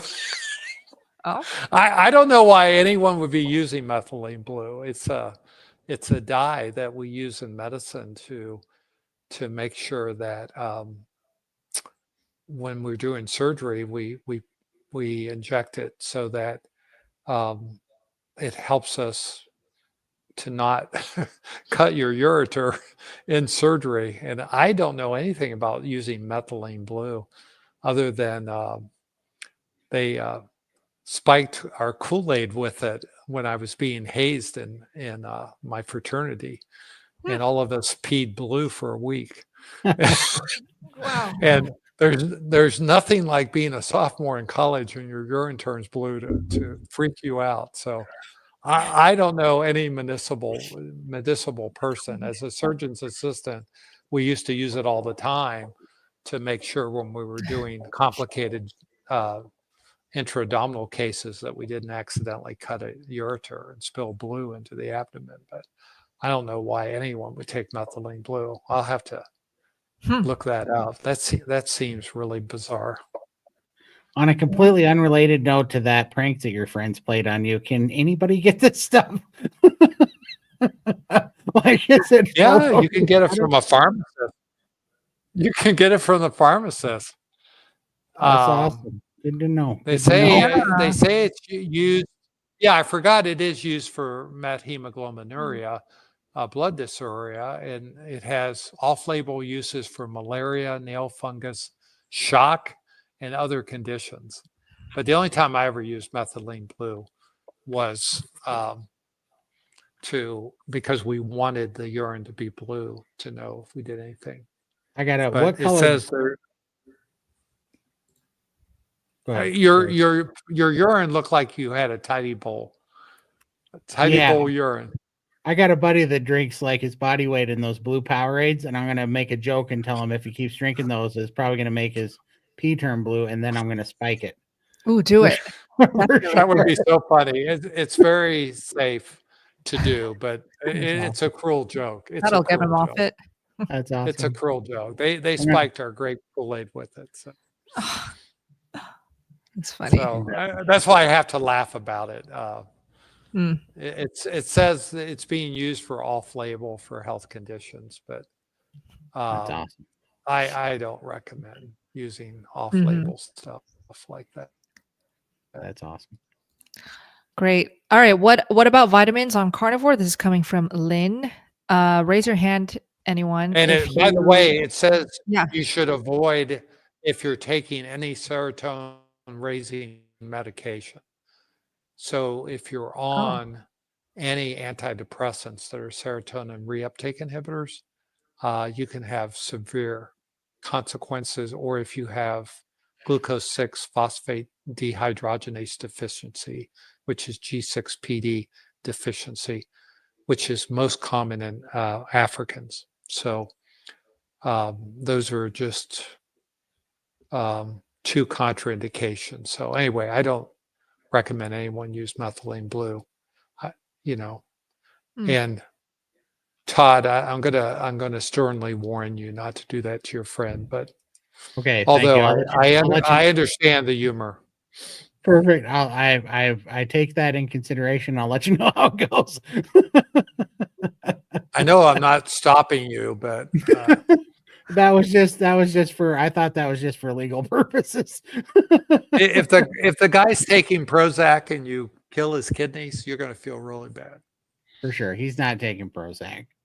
He's young and healthy, and and trust me, if the amount of alcohol this kid drinks doesn't kill his kidneys, no, that killed your liver. Oh, that's what it kills. Okay, I got you. Okay, so vitamins. Oh, let's go back to that vitamins on carnivore. Oh, shoot. Yep, sorry. I got to go find it because I lost it. I didn't realize. Well, it's right now. You got Corby's up. There was a more general one, so I'll just read it again. Okay. It was just about our vitamins recommended on carnivore, and I was just going to ask, does anyone here take vitamins as a carnivore? No, I do not. No. I don't either. So my vitamins is ribeye. I take ribeye a day. So I guess maybe it's red. It doesn't come in a bottle, but it's just like a 1-a-day vitamin, right? Mm-hmm. Or 3 a day. Let's do 3 a day. How about that? Yeah, or 3 a day. Yeah. I'm doing the really thick ones. Nice. Does any of you carnivores take extra vitamin D3, K2 in the winter for whatever reason you may have? I don't. Todd, do you? I take, the only supplements. So I don't take vitamins or like multivitamins or a bunch of stuff. I do take some D3 in the winter when I'm not getting any sun, and I do take iodine, are the only supplements that I take. Phil? As I said, I quit taking all my vitamin D3 in November, and I haven't taken any since. My blood levels are fine. I've not needed to take K2. If you have a high CAC score, it could be due to K2 deficiency. So that would be the one subset. Or if you have osteoporosis, I would consider K2. But most people get all they need from eggs and fish and meat. So I wouldn't worry about it. Exactly. Unless you're deficient. Yeah. For those watching the live and the playback, do share. What vitamins are you taking, if any? You can put that in the comments or the live chat. This is Marilda. What is the maximum dosage for taking 2% J. Crow insulin? Started with 1 and increased each week 1 drop. Today had 3 drops. Should I stop there? Off all meds and supplements since Christmas 2024. Congrats. Todd? So they're talking iodine, not Iodine, insulin. not insulin. Yeah, that's what I thought. I don't know the max drops. I take, let's see, 2%. I was taking 50 drops. Now, I was. So, which is 125 milligrams a day. Yeah, which then I went over. See, I didn't know the difference between iodide and iodine or whatever it is. I didn't know they're the same thing. So I might have been overdoing it. But so just for the record here, I was trying to get to 50 milligrams. Apparently I overshot the landing, but I did get a great result at 25 drops. And then I went to 50 and it didn't make a difference from 25 to 50. So I just kept it there. I thought I was still taking 50 milligrams. Apparently I was taking 125 milligrams. Who knew? But that's what I was still taking up until, I don't know, about 2 weeks ago when Phil was like, you need to learn to count. Now I dropped it back down. So I guess I take 60 whatever, because I dropped, because now I'm on 5%. I was taking 20 drops of 5%. Now I take 10 drops of 5% a day. And it seems to be doing the same effect. Yeah, and I went up to 25 milligrams and I felt lousy. So I stopped the iodine. But I felt like, if I did have any deficiency, which I doubt if I did, I would have replenished it and got me back to normal. So just to give you reference, 2% of J. Crew iodine, 10 drops is 25 milligrams of total iodine. So, and ironically, 5% is twice the concentration. Even though it's 2 to 5, you wouldn't think the math works. The 5 isn't quite 5 and the 2 is more like 2.5. So that's why there's a discrepancy. So if you're going to use the 5%, it would be 5 drops. And, nobody knows if you need iodine or not. The tests for it are very iffy. And if you're going to take it. If you see improvement, great. If you don't see any improvement, why take it? Todd, I want you to share your phenomenal improvement that it made for you, because there were 2 things that you shared.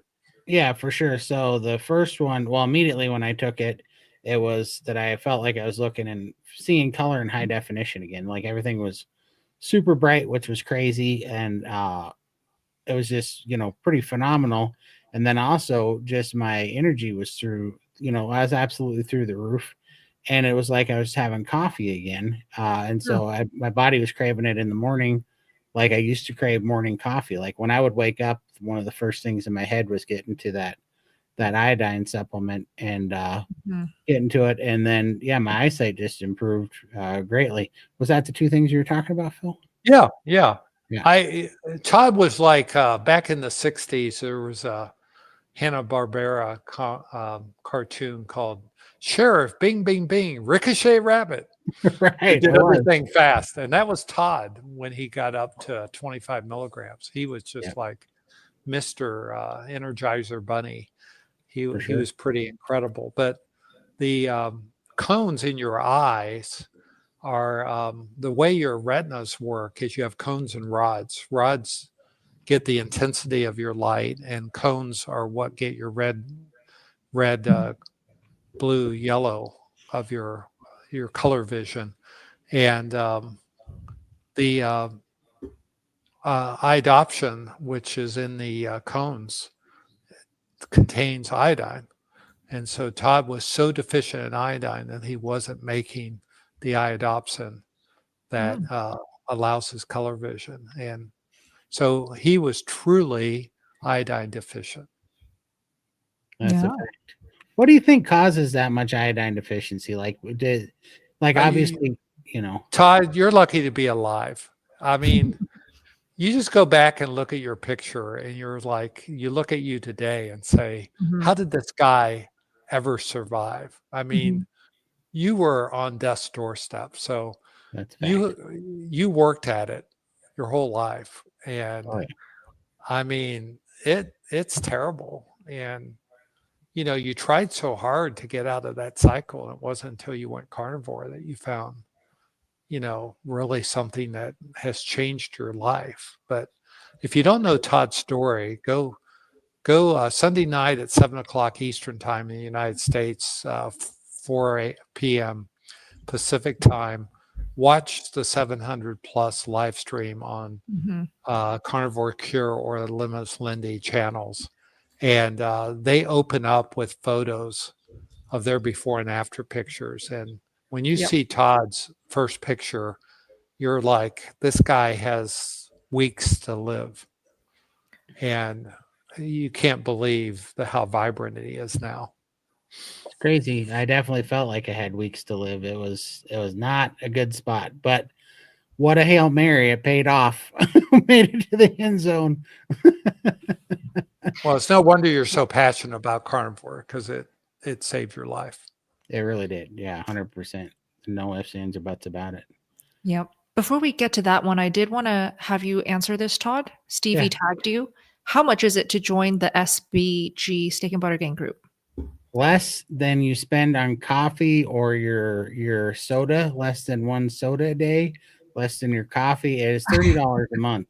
And I get it, everybody has their deal, but it is the best $30 a month. It's cheaper. Think about all the copays you're going to save. Think about all the money you're going to save on getting off your medication. Think about all the money you're going to save at the grocery store when we give you all the tips and tricks, when you hear it from not even us, just the whole community. Like it's $30 a month and it's absolutely the best. And I'm just saying that because Bella's super generous. She does a lot of things for a lot of people, and they get just the stuff that they end up giving away. And there's still some people that feel like there's something like this is a money grab. Well, if you go in there, there's Zoom meetings almost every day of the week, and they have all the big doctors in there too on Zoom meetings that you can talk to and have questions. And I would pay $300 a month just to talk to Phil. Same. I would pay $1,000 just to be friends with him. Right.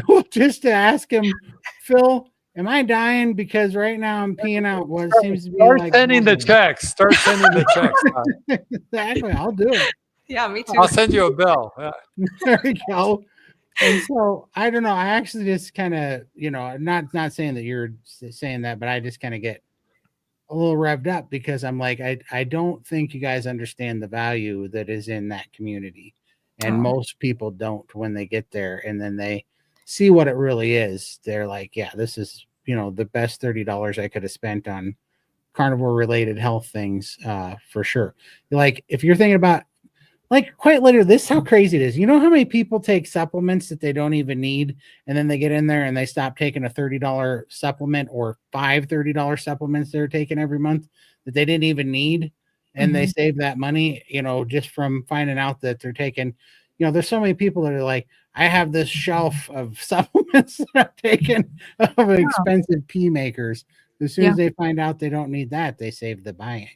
Well, I've got an even better story, Todd, because last year was the first full 12 months of me being carnivore in our budget. And so I started carnivore in August 3rd of 2023. So I had 4 months in 2023, full year in 2024, and now I'm in my third calendar year.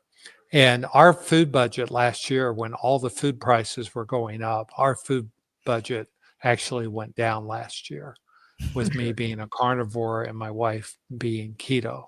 So that's the other thing people don't understand, because they think, oh, eating all this meat and protein is going to cost you a fortune. And it really doesn't. And I try to shop as economically as possible. And I've posted probably 20 different things under recipes of meats I buy at very low cost and how I prepare them and show photos. And because people get the wrong idea. I mean, you can buy a lot of chicken wings and do them in the air fryer. Oh yeah. If you make them yourself, they're a fraction of what they cost buying them out.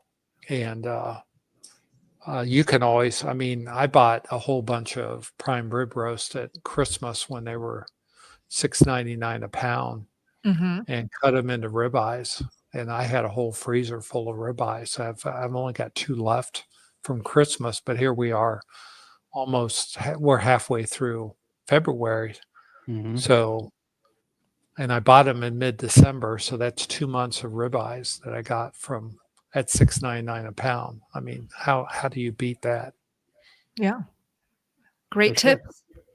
Hey, let us know in the live chat and the comments if you're a member of the Steak and Butter Gang. I'd love to know. And thank you for joining.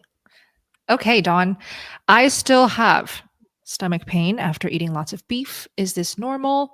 I've been carnivore since August. I had my gallbladder removed after a very bad attack.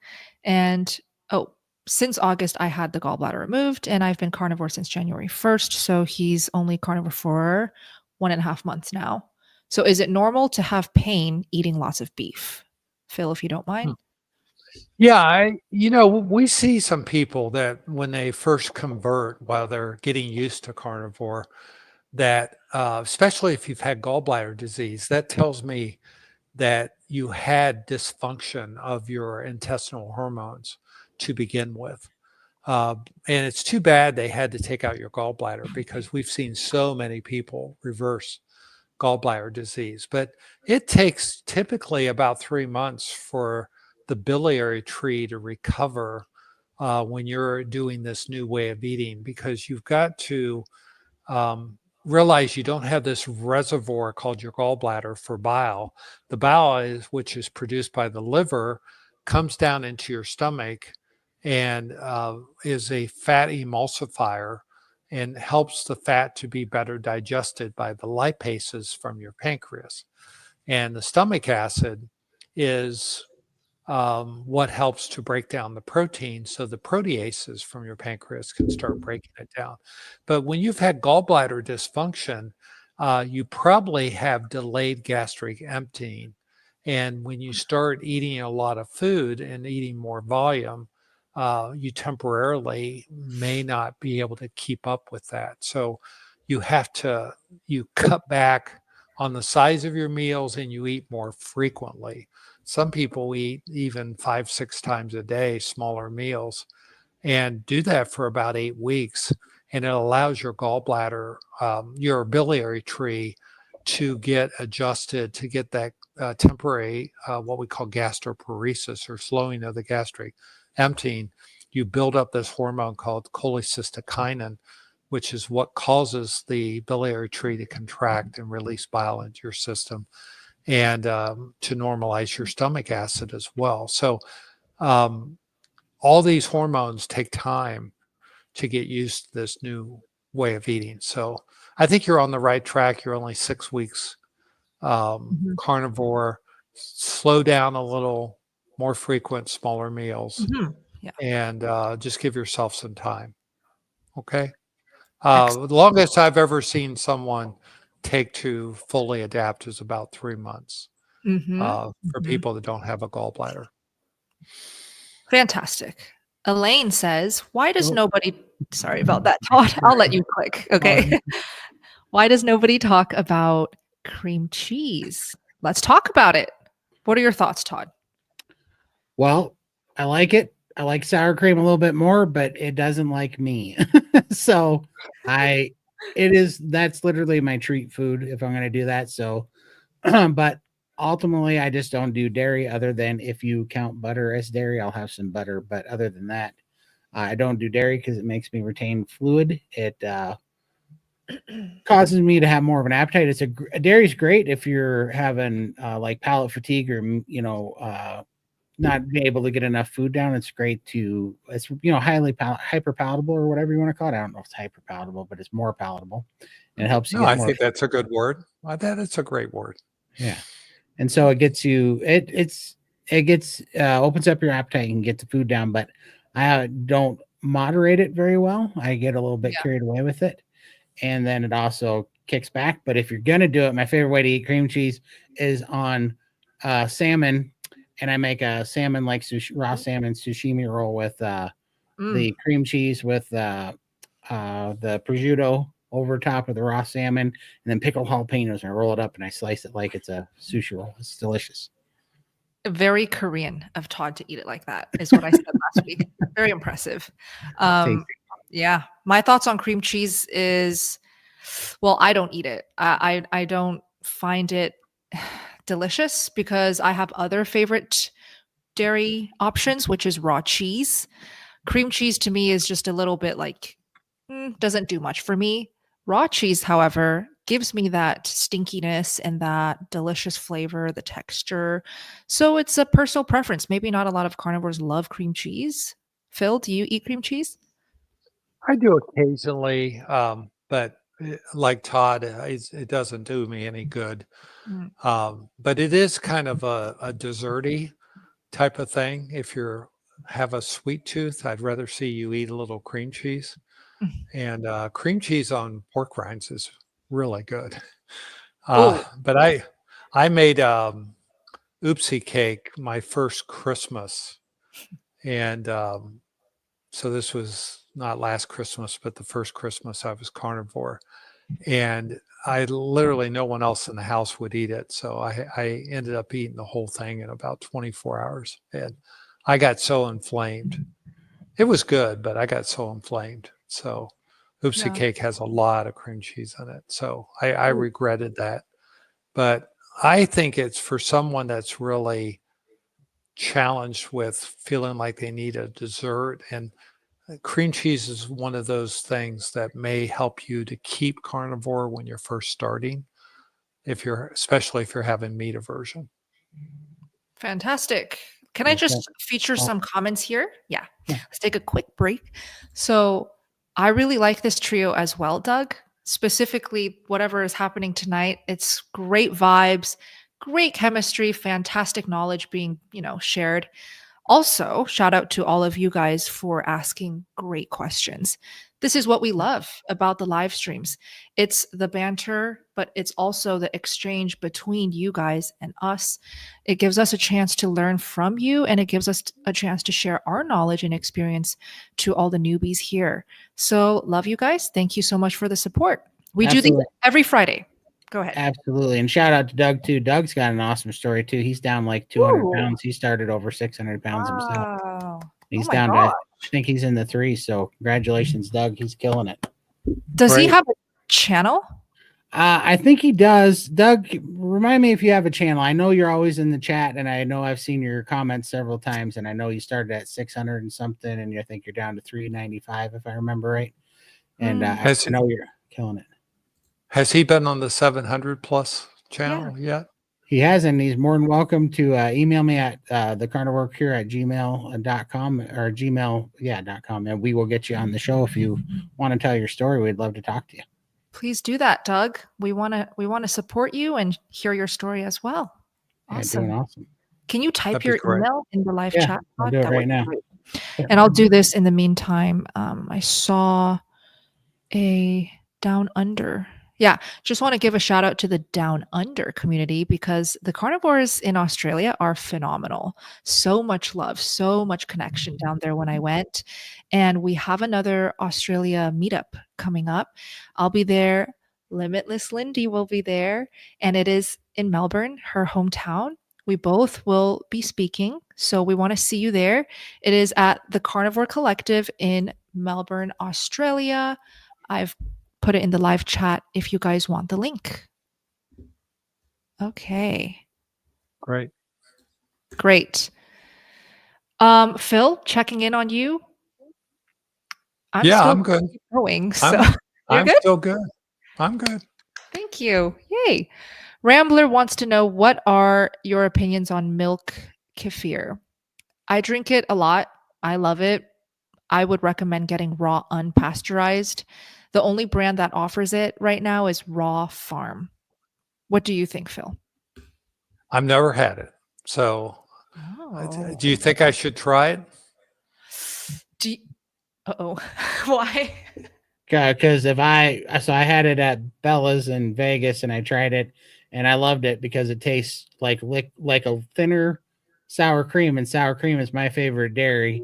So you'd find me passed out on the side of the road with white kefir. Kefir does the body good, right? Right. That stuff is delicious. So I don't know. I could see myself going on a flat kefir bender. You'd be like the cat at the dairy farm when the tanks explode, who dies overeating the milk. Exactly. I don't even want to know the calcium stone I'd pass after that run. It would not be pretty. Okay, that's. I haven't had the guts to try it yet, Bella. Why? So. You're afraid that it tastes bad? Yeah. Oh, okay. If it tastes like sour cream, I should try it. It's so good. To me, it tasted like sour cream I'll with tell a you nice. what, November, hack your health. Okay. Hack your health. Yay! Bella we'll will get have your some reaction. kefir in the house for you. Yay! Can't wait. And I'll try it. You can catch my reaction on tape. That's delicious. Can't wait.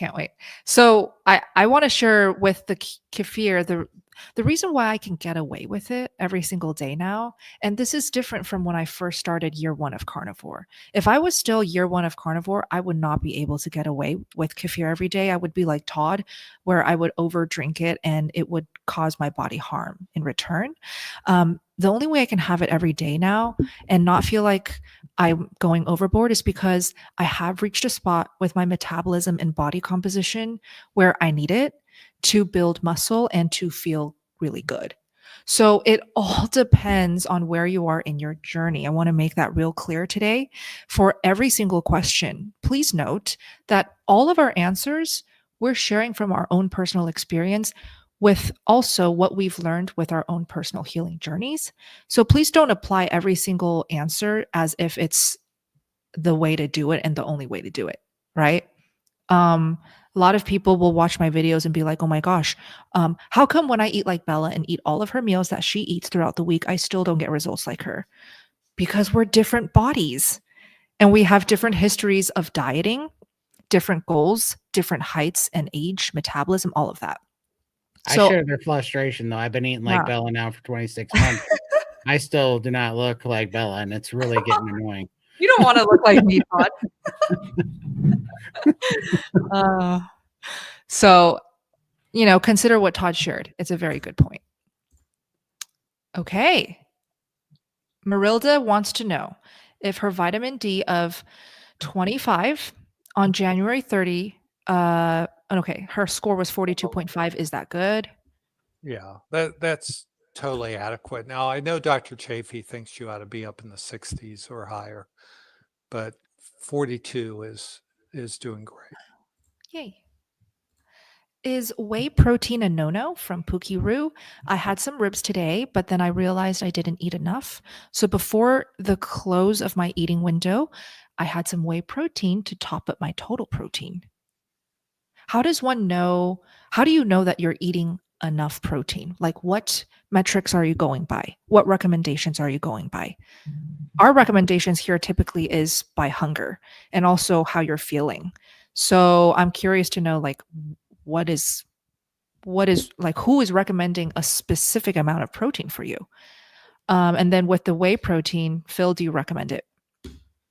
I don't know much about whey protein because I don't use any protein supplements because occasionally I'll go into the store and look at them, and most of them have so much supplements in them that I don't even know how to evaluate them, because sometimes they'll have things in there. I don't know the source, especially if they're made overseas.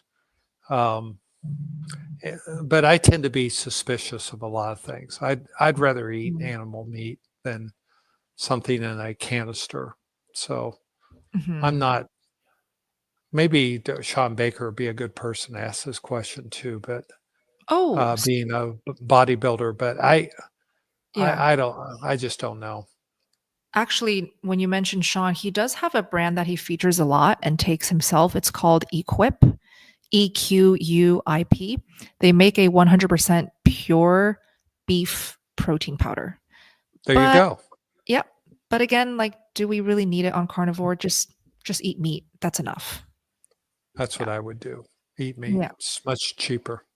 Yeah, exactly. And I'll tell you, that's why I like frozen hamburger patties, and I'll just cook a bunch up and have them in the pre-cooked in the fridge or in the freezer. And after I eat a meal, if I'm still hungry, I'll just eat a burger patty.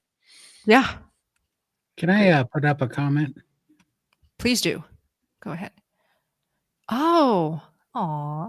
Hi, Jocelyn. I see you're very active today. Welcome, welcome. So meetups, let's go through what's coming up. Todd, you're good at this. Yeah, so let's see. I think the next one is going to be in Austin. It's on the Healing Humanity site. You'd have to go take a look at that. I believe check out Healing Humanity's website. They got 2 meetups coming. I know one of them's in Austin, and then I think after that, the next one is in Melbourne, Australia, which I believe is in April, if I'm not I'll link that one too. Yes, April, end of April for that. Yep. And then the next one is Meat Stock, I think in May. Oh, yeah. Yeah. And then the next one after that is going to be somewhere, we're working out the details, but it's going to be somewhere. It's going to be at the 4th of July for sure, but somewhere in Bozeman, Montana, which is going to be our SBG meetup at my neck of the woods. And then after that, I don't know of any other ones until Hack Your Health, which. Ooh, wait. There's the beef roundup. We gotta go. The beef roundup. That's Wyoming. Wyoming. Yeah, that's in August, right? Yes, that one is in August. There's a lot coming up, and then we have Hack Your Health. That's a big one in November. Yeah, and that might be maybe that's in Tampa. That's in Tampa, and it might be Hack Your Health /SBG/ something else. I'm not going to necessarily put it out there, but might be a cruise if it works out right. If not, so it's going to be awesome. Starting to sound like it's happening, and Todd will definitely be on that cruise, just so you all know. I will. I open my big fat mouth, so I'll be on that cruise for sure. Oh my gosh. There are so many great meetups happening this year, and I just posted on my Instagram stories earlier, sharing that this past year, I have traveled more than I have in all 28 years of my life. And I'm so very grateful because the amount of traveling that I got to do just in the past year is all thanks to this carnivore community. I've met so many wonderful friends along the way as well. So I highly recommend going to these in-person meetups whenever you can. So my question is for everyone in this live stream and watching the playback, do you see yourself traveling to Montana for an epic Steak and Butter Gang X entire carnivore community meetup? Let us know if this is something you would be interested in showing up to. Yes. There's at least a 40% chance you might see a catastrophe accident where I blow up a minivan with fireworks. It happens randomly. This might be the year. No, you've already done that. For sure. Been there, done that, Todd. So you need to do something else, like blow up an office building. Ooh, boy, I don't know. They won't let me on the cruise if that happens. I end up on lists. That's true. That's true. But no, we are. Yeah, go ahead. Well, I think the funny thing is, Bella and Todd, I think the first face-to-face you ever had was back in August last year in Austin, Texas. And Todd and Bella and I have never met in person. Yeah, and that is I a met fact. Raymond last week for the first time in person in Atlanta. Yeah. So I've only met 2 members of the SBG. So, and I've been in the community 15 months. So wow, it's kind of a virtual community. And for all those in Tampa, I see we have somebody from Tampa I forget her first name. I think it's Heidi Wilson, but We have Ellie in Tampa as well. Yeah, we have Ellie, the redacted carnivore in Tampa and Clearwater. Yeah. And so it's interesting. We should probably do something. We'll definitely do a meetup at Hack Your Health. So Oh, for sure that's happening as well. So this year is also the year where SBG will do a lot more in-person meetups. SBG refers to the Steak and Butter Gang team. So we're very much working hard to make it happen, just based off of the magic that we felt in the previous in-person meetups and events that we have gotten to attend. And so I'm seeing a lot of people put in the live chat, yes, yes, yes, we will be willing to travel to Montana, which is fantastic news. Todd and I will be sure to update you guys on, exact dates, details, where all of that. But it most likely will be July 4th. Oh, for sure. It'll be like the July 4th weekend. So probably people want to come in on the 3rd and then probably be flying out the 6th, if I had to guess. Yeah. So. Right. So save the date, save that weekend, please, because we're going to make it pretty epic. Like I'm going to invite all of the carnivore friends that I have met along the way, the Chafies, Baker, Kilts, just literally all of our very, very loved carnivore voices. So it's a great place to be for that weekend. So will Todd be shooting some fireworks? You betcha. Yeah, we're going to light it up for sure. This will be our 23rd year. We actually put on a ginormous show. And so, celebration. Let's call it a celebration because, let's call it a celebration. But anyways, for reasons unknown. But come on out and we will blow things up. And it's really fun, big stuff. And we're going to be smoking up all sorts of meat, and it's going to be a good time. And then we're probably going to get a meetup place beforehand. So definitely. Yes. Save the date, guys, July 4th to 6th. Expect to go to Montana to hang out with all of us. And I saw one more question. Do you have somewhere on the site where you post the upcoming meetups? I actually do. It is the events tab. So the global events tab, when you guys go into the SBG site, is at the top left corner. Click on events and you will see all Zoom calls as well as all in-person meetups. I'll post a bunch in the next coming days. Stay tuned and come to these live streams to keep hearing more. We'll give updates. Okay. For sure. All right. Let's see. This is the next one. Please talk air fryers. Recommendations for a non-toxic one, easy to clean. Okay. So if you want a 100% non-toxic air fryer, you should go for a glass air fryer. I don't have a glass air fryer because I personally really love my Tasty air fryer, and it is PFOA and PFOS free. And they did just come out with a ceramic tray. So you can consider the Tasty, but if you want to just be so safe so that you can sleep at night, just go for a full glass, completely glass air fryer, which you can find on Amazon. Thoughts, Todd?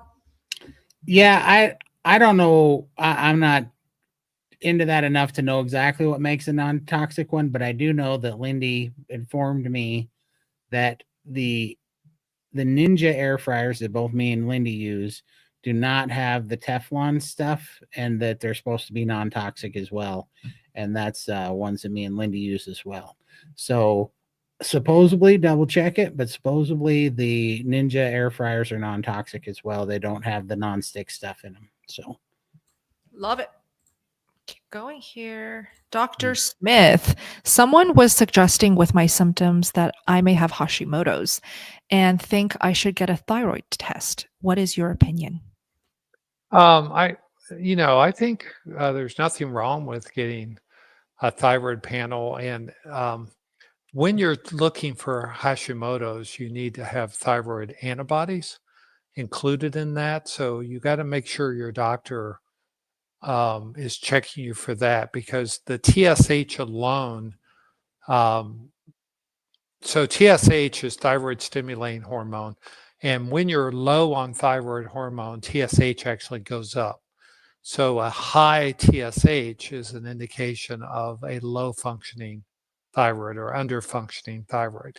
But the problem is with Hashimoto's, you can get antibodies a long time before the TSH goes up. So don't let your doctor just do a TSH. If you're really worried, have them do a full thyroid function panel with thyroid antibodies. And that will check your free T4, your free T3, your TSH, and your thyroid antibody levels. And if all those are normal, then you don't have Hashimoto's. There we go. Dr. Phil, I've had dark circles under my eyes for many years, but since I've started carnivore, I've noticed slight improvements. Additionally, started taking, I don't know what that is. Chelated irons, chelated vitamin iron. C supplements. Yeah. Yeah. I don't know why you would need to take those supplements, but I'm glad to hear that your dark circles have gone away. Couple reasons people get dark circles under their eyes. For some people, it's just normal aging. They're losing some adipose fat. Hypothyroidism, low thyroid function can cause dark circles under your eyes. Inflammation can cause dark circles under your eyes. But I'm really excited to hear that you're starting to see improvement. So in your case, it's probably improving metabolic health is making them go away. But I'm not a big fan of you needing supplements when you're on carnivore, unless you have a true iron toxicity, you're just way too overloaded in iron, or if you have vitamin C deficiency. But even carnivores, the ferritin, which is a measurement of iron, tends to go up transiently. Ferritin, most people don't know, it's not only a measurement of iron stores in your body, it's also an inflammatory marker. And a lot of people that go carnivore have elevated ferritins when they check it for the first time, not because of the carnivore diet, but because they have inflammation in their body. So it's amazing. So if you do get a high ferritin level, don't freak out. Just do it again in 6 months and see what's happening. Awesome.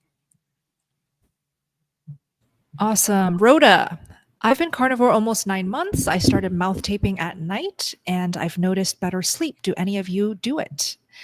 I've tried it a couple nights, and for me, the issue is I like to put a lot of lip balm on my lips and it kind of just falls off. It doesn't stick.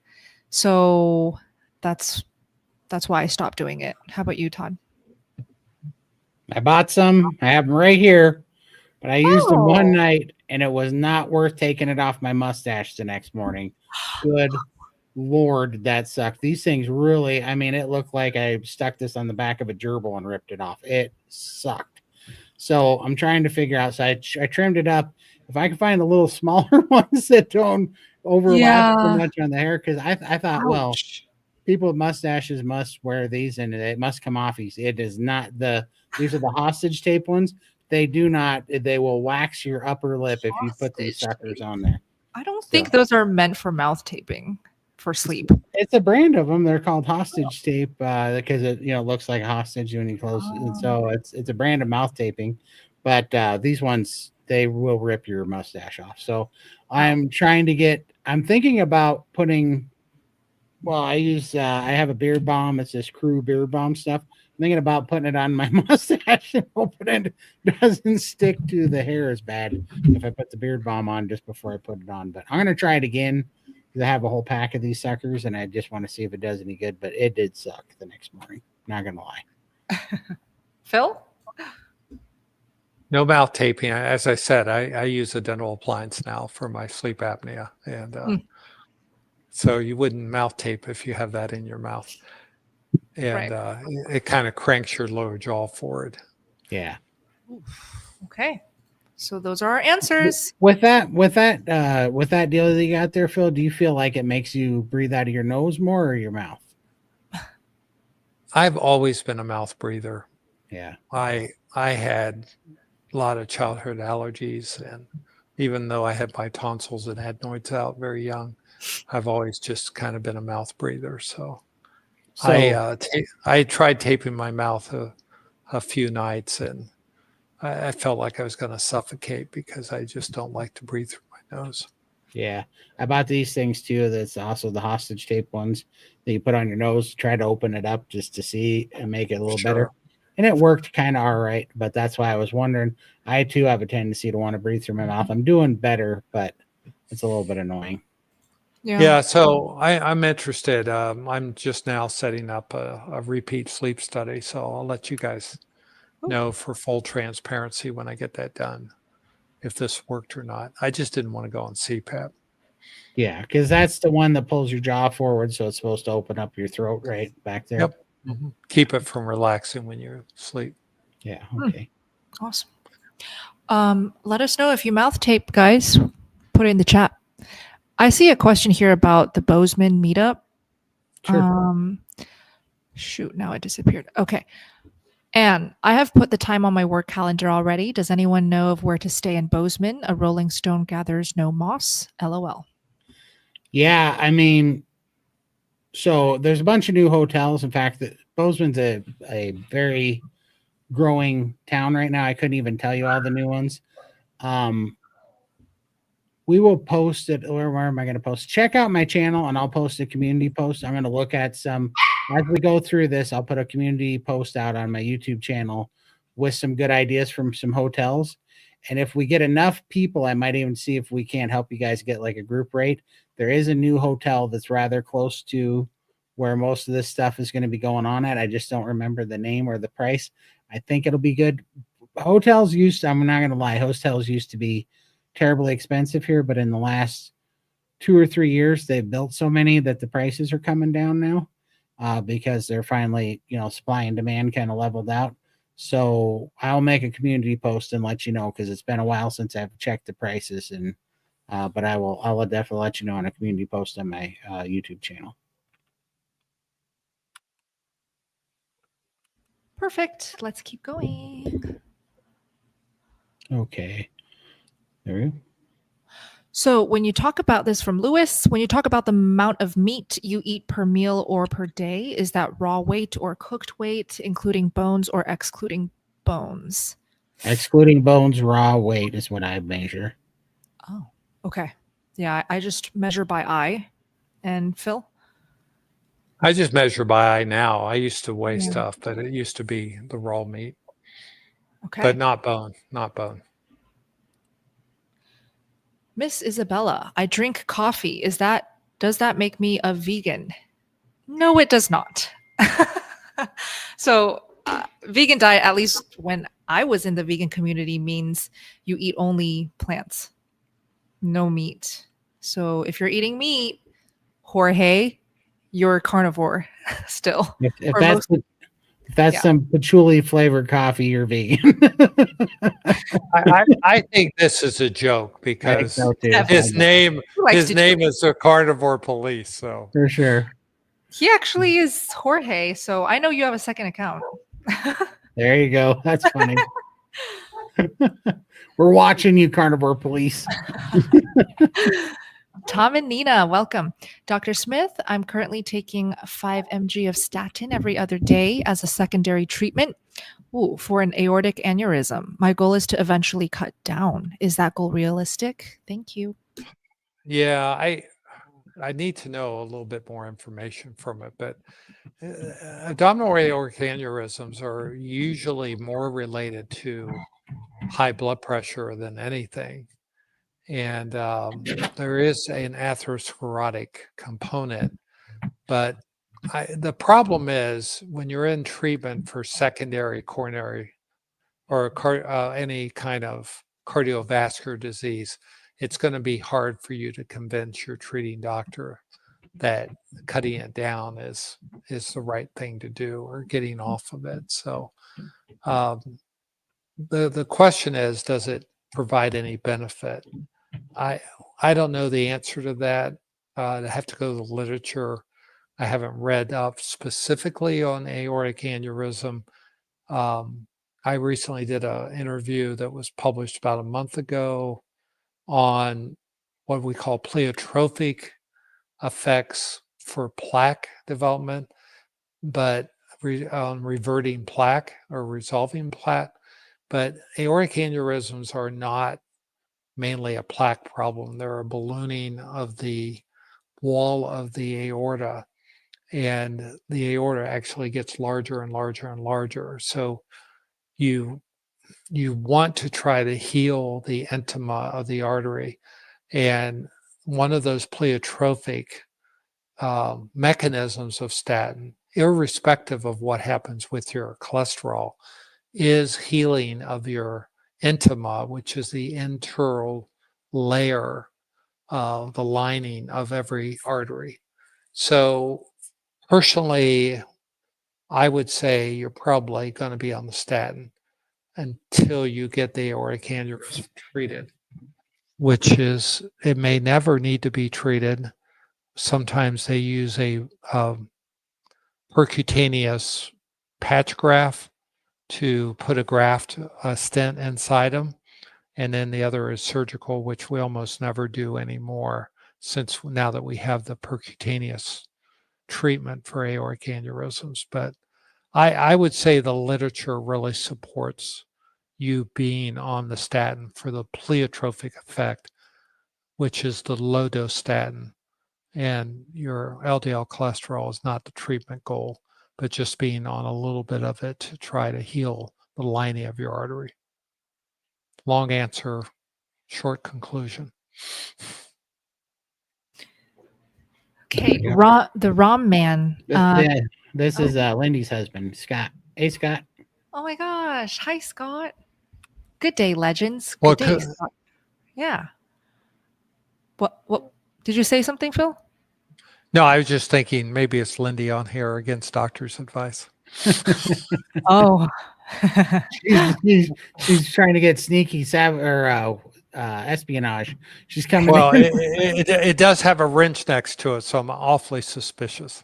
For sure. That's funny. Well, Scott wants to know that what's the easiest way to break up ground beef other than cutting it? I use my teeth. What?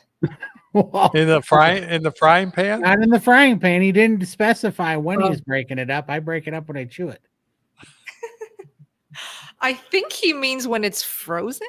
All right. If that's, I think he means in the frying pan. I do have those. Oh, okay. You have the little nifty meat things that look like a little star, and you hit it, and it cuts it all up into little triangles. Those things are pretty good. Yeah. You ever seen those? You can use that in cast iron. No, I've never seen one. Yeah, they make them for ground beef, and you stamp it to get it real fine. Yeah. Yep. Oh, good. So you get the good Maillard reaction by getting it broken up. Yeah, I have 2 or 3 of them. That's what I use for sure. Okay, send me a photo of that. Yeah, we'll do. Todd, I'd like to know. That sounds like something I need. Yes, I definitely will. They are cheap.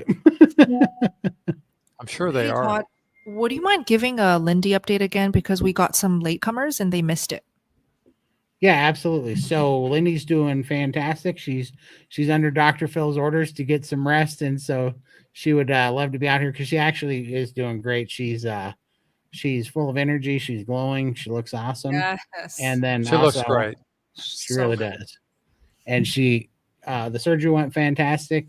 She's already home healing up. Already has all the tubes out. No, what do they call those? Wound pumps? Drains. Well, she got the drains out, but she was wearing a wound pump in there as well. What do you call that? A vacuum pump or whatever? Vacuum pump. Yeah, so they took that off. They took the drains off. Wound vac is the name for it. There we go. That's what they called it. And so that's all off, because I was wondering, because some people, I guess, have to take those home with them and wear it at home for a while, but she's healing up so good that all that's gone, and she's just got bandages on. And yeah, so she's doing fantastic. And for anybody that doesn't know, they found a pretty serious hernia in there, and they said that it was going to be a real problem for her in a few more days. So everybody that helped with that GoFundMe, there's a really good chance that you saved her from a really serious medical emergency. So that was, I think, divine intervention that we're very happy about too. So I wanted to let you guys know that that was more important than we all knew. So pretty incredible. Amazing. Love Lindy. Yeah, I can't wait to see Lindy again in Melbourne as well. For sure. Nathan, yeah. Wife and I find that we don't tend to enjoy the flavor of chuck roast. We want to like it, as well as oxtail, because of the cost, but it just winds up being lackluster, and we prefer ground beef. Take it away, Todd, with your tips. Yes, I was actually clicking things. I got to read this real quick. You caught me. You caught me. Well, when he's reading that, let me talk about Go ahead, Phil. Carnivore Quest. Carnivore Quest. I don't know if you know them or not. It's a couple. I don't. Oh, and the couple. Yeah. Yes. She makes chuck roast and puts some water in it and cooks it in a cast iron skillet, slow cooks it, and it turns into this delicious beef brothy, like a beef stew, and it is so good. And I would encourage you to go watch, do Carnivore Quest chuck roast, and Awesome. search that on YouTube. I tried it and it is very, very good. Yeah. Well, that's awesome. Okay. And I caught up on that question. So I have a few things that I like to do with chuck roast. So one of them is you kind of got to figure out how you want your chuck roast. Sometimes, so I like to always get that. I think it's actually 7 pounds too. Costco's got a 7-pound pack. Sometimes it gets up to 8 pounds, but it's 2 pieces of chuck roast in a 2-pack. And I'll take both of them.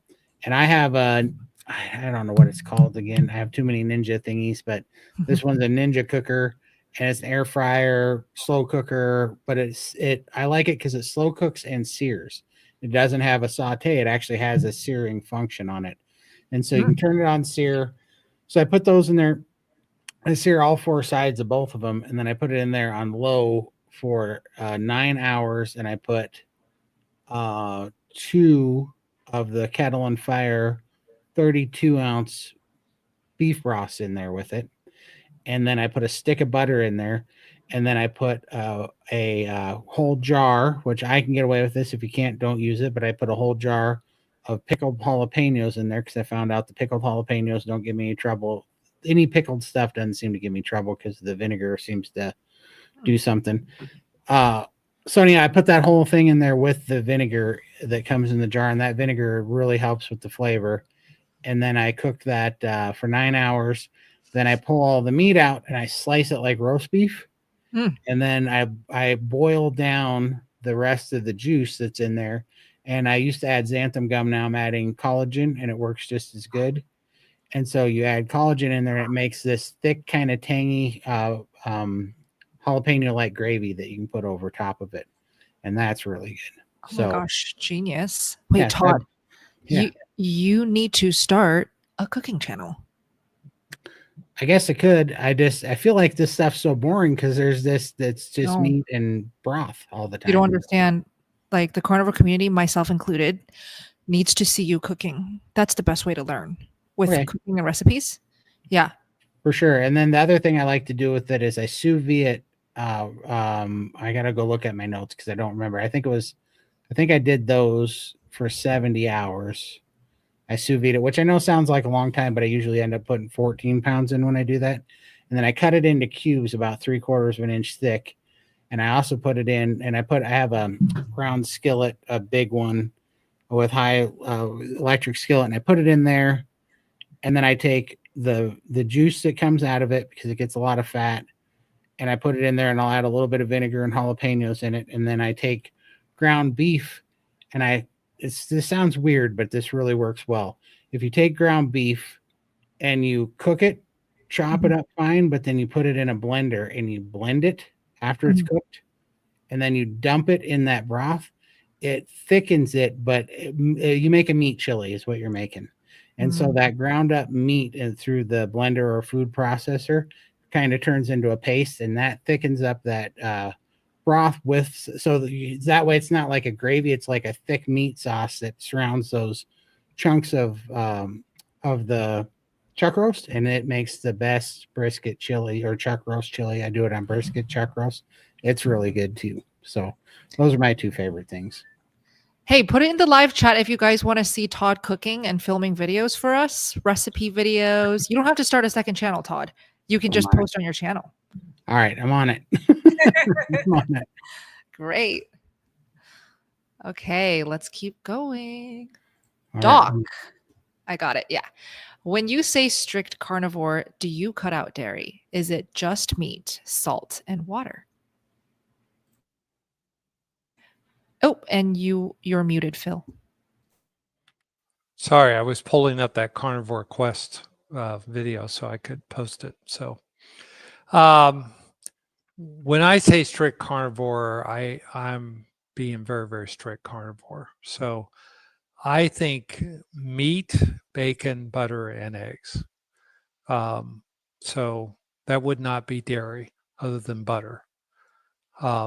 And I think that if you have an autoimmune disease or a lot of insulin resistance, I recommend, such as metabolic syndrome or type 2 diabetes, I would encourage you to start strict and do an elimination diet of B, B, and E. But I would be a little more liberal with the B being beef and consider any ruminant meat, lamb, maybe even some pork. But if you can tolerate it and do that. Now, if you can't take eggs, obviously you cut the eggs out. And I would avoid cheese and milk and cream for the first 30 days and see how you do. And I really believe that most people, now, some people need an adaptation period. So for some people, they can't go straight carnivore. They have to kind of ease into it.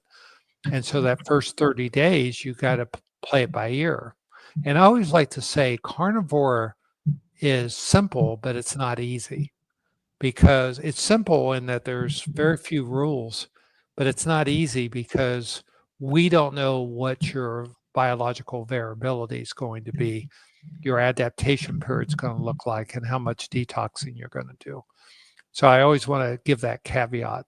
But if you can do 90 days of really strict carnivore without dairy, there's a lot of things, skin conditions, a lot of inflammatory conditions, joint pains, insulin resistance, metabolic syndrome, which will get in much better control if you can do that for 90 days. And then after you get your biological markers where you want them, add back in the dairy, add back in other meats, add back in other things. That's my recommendation. But we're not the police there. You got to do what you want to do. I'm just saying, if you want to get the healthy quickest. 100%. Todd, on the dry aged steak, pelican equals pellicle. What is that? Because I was saying pelican. I was saying I was cutting off the pelican. I knew that I was screwing up that word, but I couldn't remember what it was called. And Missy busted me out. But joke's on you. I am cutting up pelicans and feeding it to my dog. It's like a sacrificial ritual. And then I cook my steak. It has nothing to do with the pellicle. You go down to the local aquarium and get some pelicans. Exactly. In Florida, pelicans are protected birds, so you better not come down in Tampa and eat any of our pelicans. Then I'm going to have to say allegedly on that then. We Florida crackers, we'll shoot you for that. I bet. Well, I thought I was going to get to slide on that because I knew I was screwing it up, but nope, Alyssa busted me. Oh, nice. Pero from India broke my ankle. Doc said it's my weight. I stumbled on carnivore in August and now I'm down by 25 kg. Never felt better. Wow. Congrats. That's sometimes, awesome. Yeah, sometimes I do have weight stalls. Would you suggest fasting? Butter, sardine, water. Oh, so I think this person's asking butter fast and sardine fast as well as water fasts. What are our thoughts? I think it's too hard to know unless we knew what you're eating. But I think if you have a high functioning metabolism and you feel nourished, I think fasting's fine. I think if you don't, in my personal experience, that hurts your metabolism. You go backwards. I did that myself. Yeah. Okay. I think that's a great answer.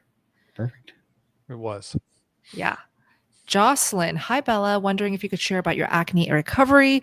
I'm unsure about eating butter as dairy could be a trigger for acne. What was your experience with butter versus other dairy? So luckily, butter never triggered my acne, and it was a very big part of my acne healing.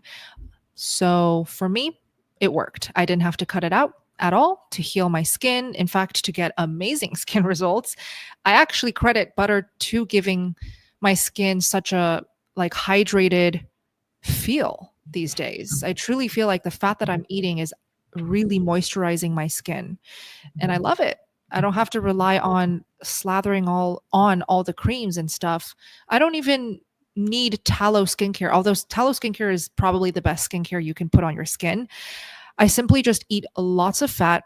I avoid very harsh chemicals on my skin. I do not use any skincare or products with alcohol or fragrances. So if you want to step up your skincare in any way, take out everything with alcohol in the ingredients, take out anything with fragrances, because that can really dry up your skin and flare up your skin, especially if you have acne. So those are my tips. If you can't tolerate butter, go for ghee. If you can't tolerate ghee, tallow is going to be your friend to eat. That's awesome. Don't eat the skin tallow on your ribeye though. What does that mean? Skin tallow. The skin tallow, the skin cream tallow. Yeah, the lavender. Oh, right. The lavender. Your story on that. Skincare tallow.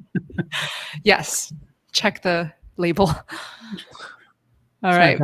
It's my public service announcement on that now. Thank you, Todd. Thank you, Todd. Yes. Thank you very much. You're so helpful on that. Yeah. I don't drink Benadryl liquid either. Or what's that called? The pink stuff you used to put on mosquito bites that keep them from itching. It wasn't Benadryl. It would have been a calamine lotion. I don't drink calamine. I remember that. Yeah. All right. Vicky wants to know, can you drink herbal tea on carnivore? Like the non-caffeinated herbal tea? I guess herbal tea is always non-caffeinated. I personally don't drink it. I don't know. What do you do?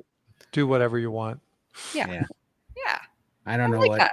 I don't know what green tea is, but it works for oxalate dumping or whatever this is, and that's the only reason why I'm drinking it. But yeah. Doesn't bother me. Did you guys see Nick Norwood's latest video on green tea? He's really promoting it right now. Ooh, what's the benefit? Well, he says there's a couple chemicals in it that help reduce visceral fat. So I found it very interesting. So cool. Stay tuned. His stuff is always so good. I mean, he does very, very good research. Amazing. Did you know that he's 28? Yeah, he's very young. I didn't know how he's your age. So same age. You can be wise in 28, Bella. That's awesome. Yeah, I believe it. But he doesn't have as beautiful skin as you do. Oh, wow. Thank you so much. Yes, right. They definitely gave me my money back for the tea. And the only reason why I even paid that much for tea is because I get flare-ups of this crap. Then I'm in pain and I'm stuck at work. And then I don't have a choice. And I order the stupid tea. Yeah. But yeah, for sure. Good. Family Roots Farm. Welcome. How long does it take to get the full benefits of carnivore? I've been on carnivore since August. Still some back pain and reflux. I have a hiatal hernia. Can I do one to two meals? Big meals? Big meals. Not big meals. Bug meals. Only if you're part of the what do they call that? World Economic Forum that's trying to get us to eat grasshoppers for protein instead of cows. Right.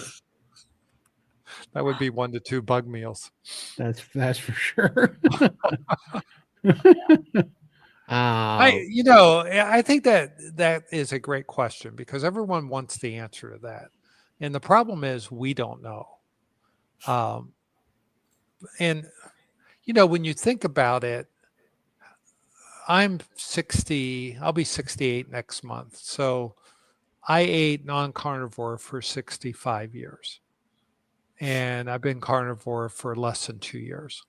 So should I expect to undo everything in 2 years that I did to myself for 65 years? So that is why it's so important in SBG, the Steak and Butter Gang forum, that every week we have a call called NSV call. And that's where we discuss non-scale victories. And there are wins other than weight loss that people have. And to me, that is probably the most exciting call of the week, because you hear so many stories of people getting healing, and it's almost always things that they never anticipated healing. And so many people get into carnivore to address A, B, and C, and they ended up getting rid of D through Z, and they never even anticipated that. And it doesn't always seem obvious when it goes away. We hear so many stories each week of saying, I realized that I had this all my life, and for the last 6 weeks, I haven't had it anymore. And I love those stories because there's so much healing going on in the community, and it gives so much encouragement. So my answer is, as long as it takes you. I love that. Beautiful answer. Thank you, Phil. Yeah. This is funny. I got to put this up. Ooh, I'm afraid if Todd comes out with a cooking channel, I'll be the first carnivore to gain 100 pounds. Why would you think that? Just they're being polite, saying that it's that the food will be good, but I thought that was pretty funny. Wait.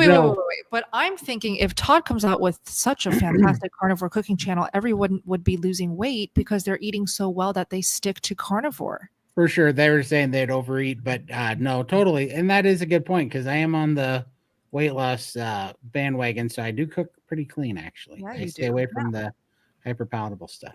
Yep. I thought that was funny. I was laughing. That had me chuckling. That's cute. Yeah. That is cute.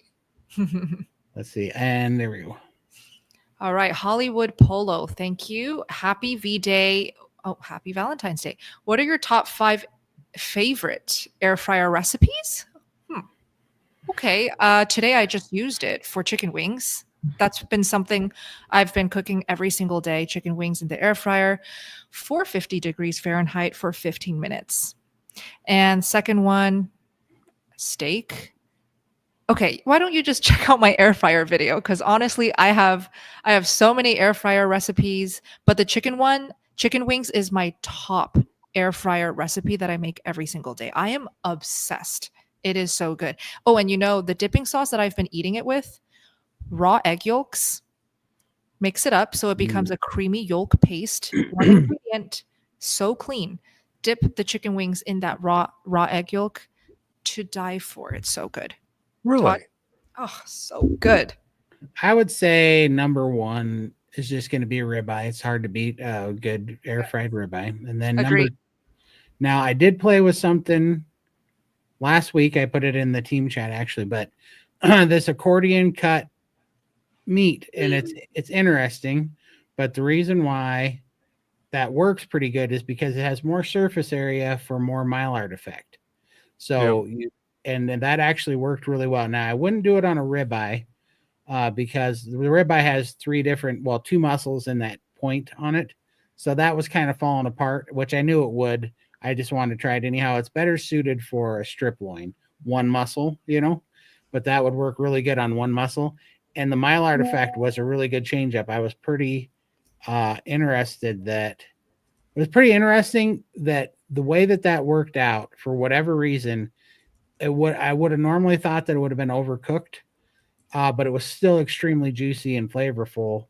I think because it cooked so quickly, having that much surface area, that it didn't have time to dry out. Even though it cooked more than I liked it, it was still really juicy. So that was super tasty. I really quite enjoyed that. And then the third, go ahead. No, I was just going to say that accordion steak was so interesting looking. I was thinking about, how you used to go to the carnivore and you get the fresh cut French fries in the cone, paper cone? Yeah. Wouldn't it be neat? They sell chicken fingers and French fries that way, but wouldn't it be neat to have steak fingers? Yeah. Which would be that air fried steak, because each piece would be crispy on the outside and rare on the inside. And that's something we ought to try in Yeah. Montana, is Ooh. experiment to Ooh, now we're see if we could talking. have steak fingers. Yeah, one of my favorite things ever but this is before carnivore, and this would be different, but used to be the best steakhouse in Montana. It's called Sir Scott's Oasis, and they were famous for taking their steak and cutting it into like these giant finger strip steaks. Only they would put it in a cornstarch breading and fry it up. But then this is what got me hooked on sour cream and horseradish sauce. They had this awesome sour cream and horseradish sauce you dip it in on the side.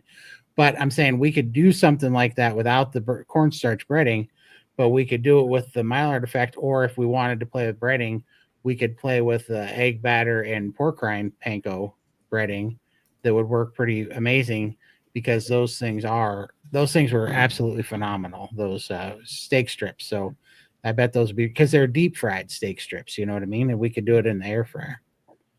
Yeah, that's great. What's your third thing that you like to do in the air fryer? So the third thing was that I like to make my own ground beef and add bacon to it, about 1/3 bacon, and grind it in there, and add pickled jalapenos. And they are basically brisket bacon burgers, but they're ground together with jalapenos, and I like to air fry those. So those are my third favorite thing, and that's pretty much all that I cook in my air fryer. I don't do the chicken wings and stuff. Maybe pork strips I've done in the air fryer. Pork belly's great in the air fryer. Yeah. Have you ever done I do pork belly in the air fryer. Have you ever done pork loin in the air fryer? It comes out unbelievable, and Yum. you don't have to cook it very long. But ribeye is my number one thing I do in the air fryer. And then Right? I also like wild caught So salmon in the air fryer. You Salmon can't is not use the air fryer. Always do it skin side up. It Yeah. makes the Always. Yeah. That's skin good. really crispy. Yeah. It's really good. That So- skin is delicious. I always see chat or like comments saying, "Yeah, I don't love ribeye or steak in the air fryer. It turns out disgusting," or something like that. My tip, though, if you haven't tried it, guys, is to preheat your air fryer. It really does make a pretty big difference. It Yeah. does. It does. And honestly, the air fryers that are air fryer / grills combos instead of just the basket air fryers, they still do both. Both of them do great, but the double preheat on the Ninja air fryers with the steel cast iron grill grate on it, that holds the heat, and it really helps sear the heck out of it. And so and Nice. they're super affordable. They're super cheap. And so you'll get an amazing steak off of those. And I forgot the last thing I'd put on there. I've been taking bacon and I've been wrapping it around a chopstick and making a bacon pinwheel. And then I set them up in my air fryer, all in bacon pinwheels, and I air fry bacon that way. Those are delicious. Those are like, Wow. they're dangerous because they're like ridiculously snackable because they're all in a tight little deal, Oh my gosh. Yeah, those work So really cool. So cool. good. All right. Hey, Doug. He says a low thyroid test. Will iodine help, and how many drops? I don't know if it would help, but that's a Phil question for sure. I mean, it helped me, but I don't know if that's for everybody or not. Well, it really depends if you have Hashimoto's or not. So with Hashimoto's, you've got to be very cautious with iodine replacement because you can make the Hashimoto's flare. So you have to start really, really, really low. And you put 1 drop in like 8 ounces of water, and you take 1 dropper full of that solution every day until you go through the whole 8 ounces. And then you go up to 1 drop a day, and you go up by 1 drop a week until you get up to 10 drops a day. So you're going to use probably about a month of just getting your body used to a little extra iodine, and then you do 1 drop a day for a week, then 2 drops a day for a week, then 3 drops a day. If you don't have Hashimoto's, meaning you don't have antibodies, then you can start with 1 drop a day, and you can literally double it every week. So go 1 drop, 2 drops, 4 drops, 8 drops, and then up to 10 drops, and stay there for a while and see how you feel. Perfect. Awesome. All right, let me get to this next one. How can I know if I'm insulin resistant? Symptoms, if you don't mind, Phil? Yeah, so high fasting blood sugar, greater than 110, high triglycerides, a high insulin level, fasting insulin level. Those would be the 3 most common. But metabolic syndrome, you may want to look that up. There are 5 markers for that: low HDL cholesterol, waist size more than 40 inches in a female, 42 inches in a male, BMI greater than 30. Those would all be signs very highly suspicious for insulin resistance. But the gold standard would be a fasting insulin level greater than 20. If you're using the standard US measurement, if you're in a country that uses the picogram per liter, that would be about 100, over 120. Perfect. That's awesome. Okay. Always be kind. At night, my face flushes and my feet turns beet red and is so painful it keeps me awake. I'm about 3 months carnivore. That's funny. That's the second time we've heard this week. I wonder if it's the same person. Yeah, that's true. To me, this sounds like a histamine reaction to me. But when people take niacin in medicinal doses, which is a B vitamin, they get flushing as well. That sounds just like this. So anyway, I would think that the first thing I would try is trying to reduce histamine in my diet. And you can do that by a couple things. One, you could take an antihistamine to see if it helps. Number 2, don't eat aged meats. Number 3, get an air fryer and cook your steaks from frozen. Number 4, eat more lamb and less beef and pork, because smaller animals have less histamine in them. And the one that our friend Missy Alyssa says, don't refrigerate leftovers. Put leftover meat, put it in the freezer, because if you leave it in the refrigerator overnight, the histamine will increase. So I would try histamine reduction for a week and see if that solves your problem. And then I would look for a list of high niacin foods and make sure you're not eating any of those. All right. Why iodine from Love of God? What symptoms? How do you know you need it? This is not for me. Todd?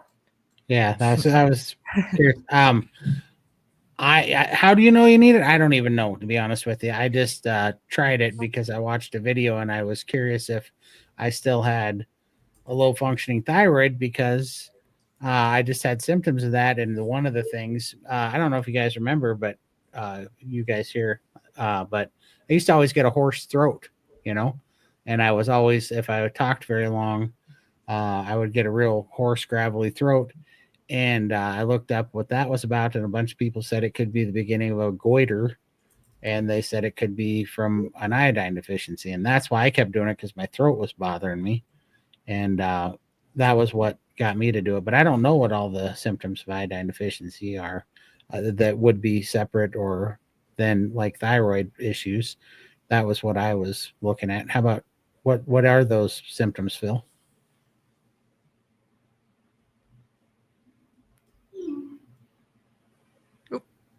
Oh, well, Maybe. Oh, okay. Honestly, let's promote Dr. Brown and Steen Amazon. And if you're yeah. really interested, you can pick up a cheap copy of that book. And he talks about autoimmune diseases.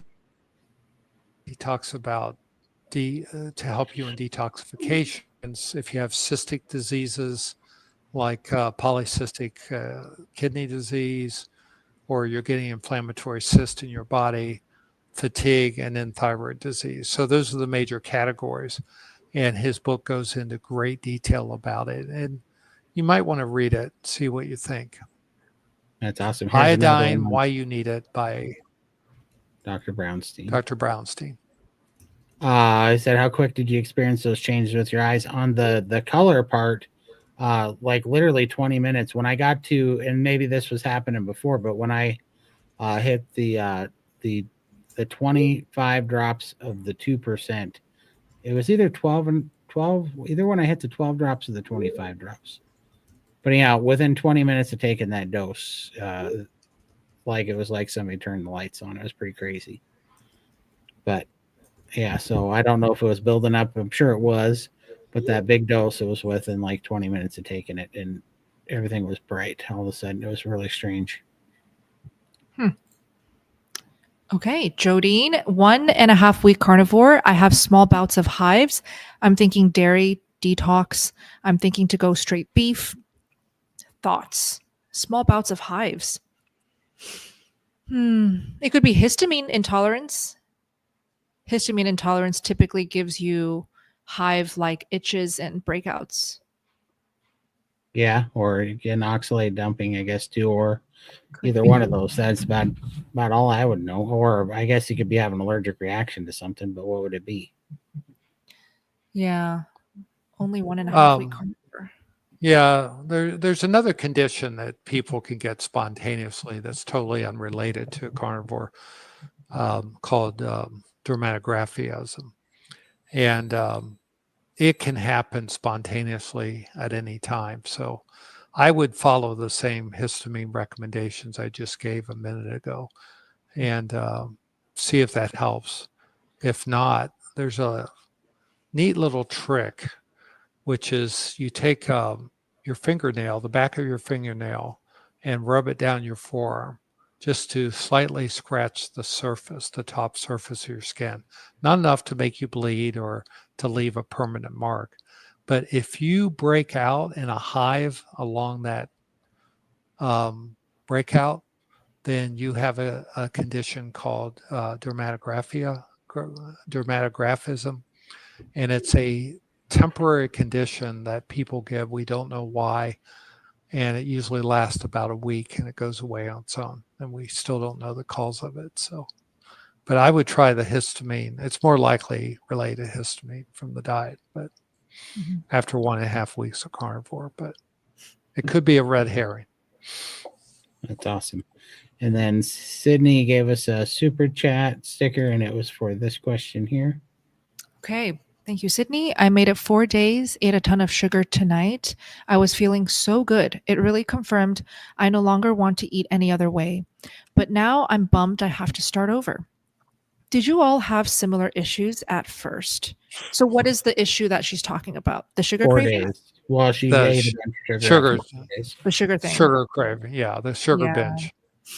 I mean, I think that there's a better way to look at it, is that you fell off the wagon after 4 days and not 40. That makes you feel a little worse, actually, because it hits you pretty hard. But really, the thing is, that I loved is that if you just put all that aside and you just start making sure that you don't make the one sugar mishap, 2 or 3, or a sugar, like a cheat weekend or whatever, and you just get back on the horse and get the meat in as quick as possible, you can make up that time really quickly.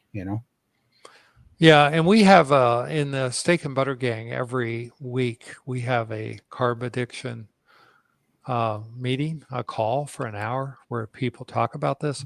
And I want you to know, Sydney, you're not alone. This happens to, I would say, 50% of people that go carnivore. They have bouts like this, and it's very difficult and really helpful to be in community so that you don't beat yourself up. You just kind of learn from it and move forward, and just find out what your triggers are. And the fact that you went 4 days, next time, Let's see if you can go 2 days.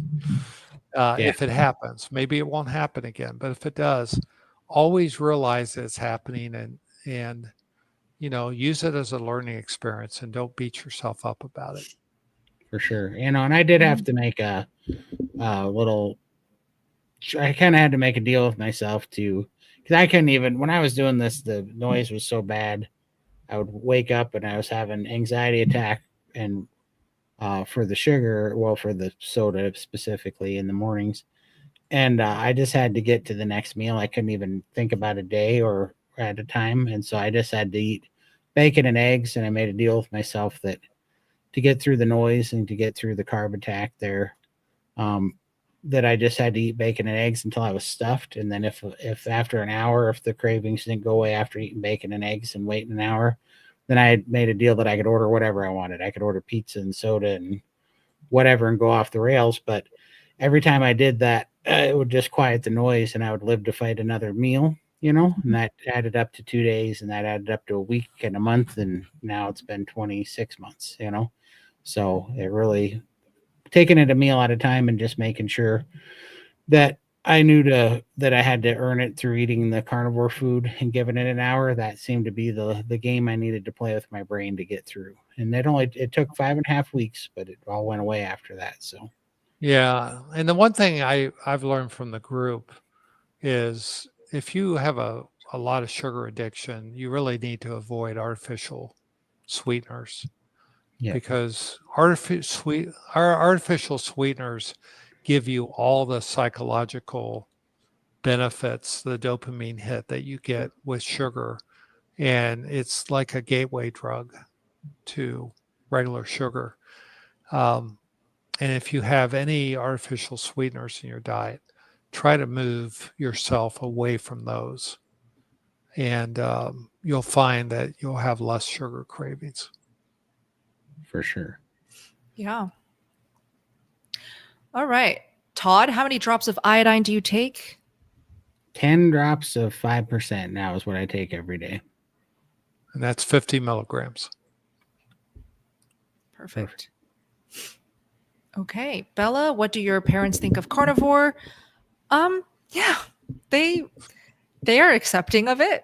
I would say that, my mom, she's always going to be concerned, just like any mom. They're worried about the kid. They're making sure that the kid is making the right decision. She definitely is not informed on the benefits of red meat and animal fats. So when she sees me eating tons of fatty meat in front of her with no vegetables or rice, she'll give me that look for sure. But you can't deny my skin no longer having cystic acne, no longer having rosacea, eczema, psoriasis. So she's just glad that I'm so happy and healthy. My dad, on the other hand, is still battling pancreatic cancer. And he's 7-8 years into it. I feel like he's so healthy and still alive because he's on an animal-based diet now. Oh, so wow. Good for you. Yeah, good for him. Very happy about that. So and Todd and Bella know that my dad's 95, and he had polymyalgia rheumatica, which is a PMR, which is a autoimmune disease, and I got him to go carnivore for 60 days and was able to get him off prednisone every day that he'd been taking for 30 years. And he's lost 70 pounds. He stayed animal-based for the last year and feels great at 95. He'll be 96 in September. Amazing. That's incredible. Yeah. All right. Hi, Bella. I was wondering if you still live in Washington. Currently, I do not live in Washington. I'm in Las Vegas, Nevada. We're trying to get her into Tampa, though. I'll tell you what, Phil, if we have one more 2 week below negative temperatures, I will be sleeping on your couch. Yeah, really. You could sleep outside right now. I mean, it's hitting the mid 80s now. Man, this is crazy. You wouldn't even want to be on my couch. You'd want to be out on my lanai. Yeah. For sure. Or down the dock. Oh, I'd take it. There's been a heck of a cold snap here. Yeah. Minus 31 degrees is a little cold, Todd. It is. It's not fair. Definitely recommend an air fryer, especially going back to what I said before about, well, I think I said it a while ago about having to kind of build your environment to be in the path of least resistance. You know, that air fryer was key for me because it's so fast, and there's like, they're not, you know, you just clean that grate, but the air fryer, you don't have to clean it every day, you know, and it's just so fast. You can just put a steak in it and be done in 10 minutes, you know, and have an awesome steak. I think everybody should have, I think all carnivores should have one. And if you've ever made bacon in it, how awesome not to have to clean up the bacon grease all over the stove, you know? Mm-hmm. Yeah. Plus, you can pour off the bacon grease and save it for your next project. Yeah. So Todd uses the Ninja air fryer. It's getting to be pineapple time. Oh, okay. Pineapple time. There we go. Well, let me check in on you, Todd. Is it pineapple time? I'm good for as long as you want to go, but we can let Phil go and no more doctor questions unless you want me answering them, but that would be a terrible mistake. Well, I'll take one more before the pineapple hits the bed. So all right, here we go. Is olive oil considered a seed oil? I don't consider it a seed oil because it's a pressed oil as opposed to a processed oil. So I honestly don't consider olive oil a seed oil. And olive is a fruit, right? It is a fruit. And so is avocado. Avocado is not a seed oil. I said avocado is a fruit. Right. But would you consider avocado oil a seed oil? No, it's, I would consider it a seed oil. Oh, you would? Yeah, I would. Really? Yeah. Well, I use spray avocado oil once in a while because I think it's a healthy oil, but I don't know the process to get oil from an avocado, if it's processed or pressed. I don't know. I mean, I know for a fact that olive oil is pressed, but maybe someone wiser than me in the chat knows what the process is for making avocado oil. Is it a pressing process, or is it a extraction process? Because, you know, when you bite into an olive, you appreciate how much olive oil is in an olive. When you bite into an avocado, it's fatty, but is it really oily? I would say probably not. So I'm interested. Well, we are getting feedback as you speak. Jocelyn says the process is using the fruit part of the avocado, not the seed. Well, of course, it's the fruit part. I mean, but seed oil, I'm talking about not from the seed of the avocado. I'm talking about being a highly processed oil where they have to extract it, cook it, adulterate it, which olive oil, they just literally press it. That's all they do to it. So I just don't know. I've never seen avocado oil produced. Got it. Yeah. So I don't know. But I know, the avocado seed is actually the avocado stone. So that you wouldn't press that because most stones are toxic to the human body. So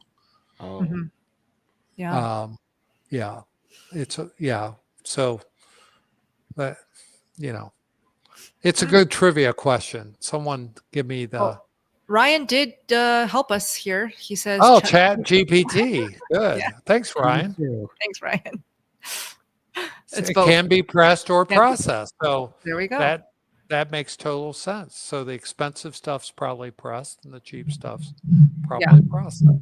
So the answer is literally yes and no. Yeah, that's right. Yeah. I guess I know nothing about this topic because I've cut out all seed oils, fruit oils, plant oils from my diet after going carnivore. I don't even eat coconut oil or MCT oil. I just stick to my butter and tallow. You know, the only place that I get in trouble now with this whole thing is seasoning my cast iron. What do you guys season your cast iron with? Because I don't. You can do tallow. I know, but it makes it sticky. It like the tallow. The tallow has kind of that thicker buildup on it that like the sunflower oil or the even the avocado oil didn't have when I used to season it with those. It was a thinner oil, which I liked. So you know what I'm talking about when your cast iron Yeah. starts. Have you ever tried bacon grease? It has to be strained bacon grease that you can leave out on the counter, Like not pure. the bacon. Yeah. No, I haven't tried that yet. So think about that, because bacon grease is kind of like you can rub it in really well. Okay, maybe I'll try that next, because I tried the tallow and I don't mind it. It's not terrible, but it just doesn't. It's a little bit too thick and sticky. Yeah, I agree with you. So try strained bacon grease. Okay. Nice. And I don't always strain my bacon grease, but I do keep a little bacon grease back for seasoning my cast iron. Yeah, I'll definitely have to try that next time then, because yeah, the towel's not doing the trick. So okay, well, it's been a pleasure being with you guys tonight. Thanks so much. 3 hours and 20 minutes. So thank you, Phil. when I wake up in the morning about 7 a.m. Eastern time, We'll I'll still check be and see on. if you guys are still talking. Come back, Phil. Come say hi to us. See We ya. can do morning Bye. coffee. Steve, Phil, thank you. Thank you. Bye. Bye. Bravo to Phil. It's awesome. Yes, All right. we love Dr. Phil. All right. And Todd, I know this is probably going to be our record longest live stream, but you feel free to let me know. On here, I think ours, we are on 700 plus. I think our record was almost 6 hours. We did. Stop it. Really? Yeah, we went for it. People were just asking questions and we were BSing, and we went for like 5 hours and 57 minutes or something. So generous. We I just love went it. But Yeah. all right. Well, let's keep going. Let's keep going. I love it. Karen, how is having cream in my coffee different than butter, since butter is made from cream? So butter doesn't have nearly as much lactose as cream. So I know it can be confusing when you first enter the carnivore community. There is actually quite a lot of nuance as you learn. Butter typically is seen as not a problematic dairy product. Yeah. So Todd is nodding. He can eat butter now, but he did have a phase where he couldn't. It's so personal. I never had issue with butter, but since butter is a pure fat, it makes it less problematic than cream. Cream, you'll notice when you drink it or eat it, you can really overeat cream because it's so palatable. There is sugar, there's lactose, there's carbs in cream. And casing. That's that and casing, and there's casing. also casomorphine in it. The Yeah. casomorphine actually blows up your dopamine center of your brain too. So yeah, I mean, because it really does filter all that stuff out. You get, when you just have butter, especially ghee, clarified butter, but even butter, most of the dairy proteins are pulled out of it, and the casing and the casomorphine and the lactose, which is dairy sugar, that all gets pulled out of there. Yep, exactly. Who here puts butter in their coffee? Would love to know. Butter is just, it's going to give you less problems than cream, because cream is just, it's going to taste so sweet in your coffee, and then you're going to overdrink the coffee, then dampen your hunger, and that could lead to a whole host of issues. Okay. For sure. Hi, Castori. Beginner carnivore, how to digest fat better. Any tips? I'm getting a little bloated. If you're new here, you may have missed our like go-to tip, which is don't eat melted fats, don't eat it rendered, don't eat it melted, hot, liquid form at all.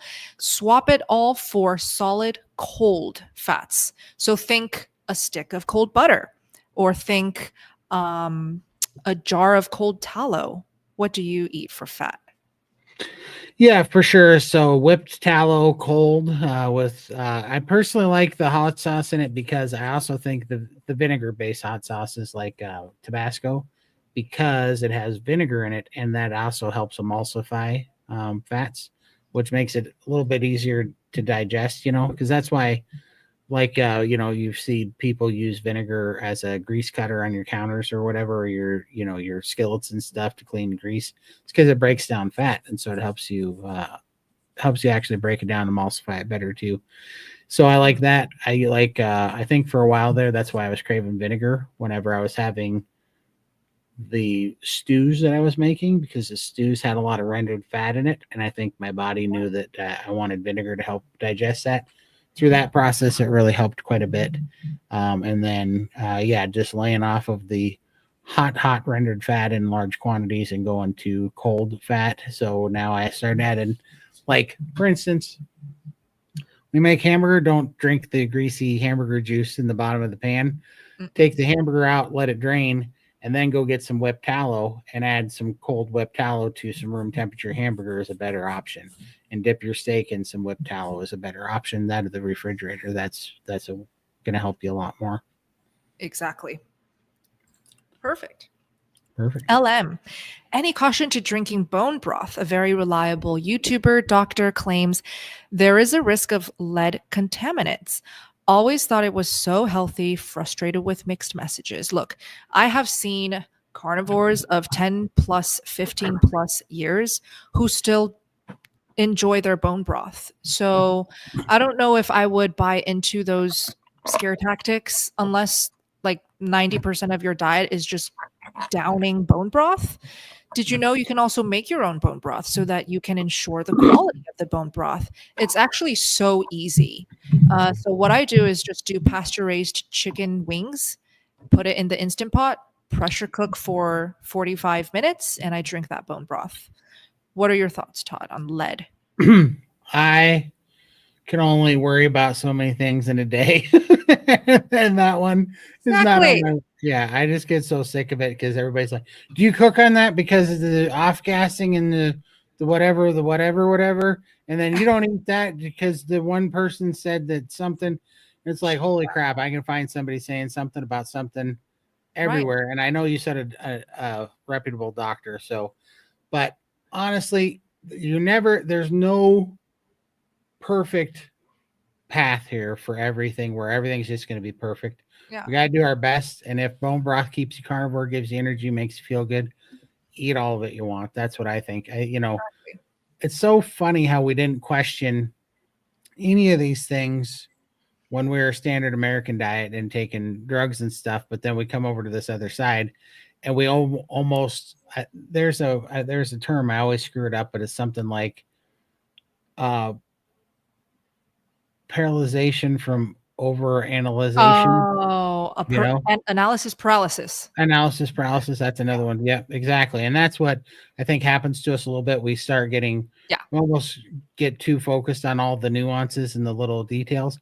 And it's like, look, we're not going to be 100% perfect, but if you're 90% perfect, you're going to feel so much better that you're probably not, your body's going to be so much better to fight off that little bit of stuff that's in those other 10% of things that you're going to be doing just fine. So don't stress it. Well said. All right. Thomas wants to know, can you get the firework to make pictures like your hat? So first time I've ever saw that, you can do that. They're super expensive. But it was actually like in 1999 or something on Garth Brooks' Central Park free concert that he did. He had a firework that put a golden cowboy hat in the sky. And I've wanted one, a firework show ever since I saw that. So not yet, someday when we get a little bit bigger, but I think we're going to get there. I really do. Now I can make one, the big craze right now is to go away from explosives, which I'm not a fan of because come on, they're fun. But I didn't even know there is like a different option from the explosives.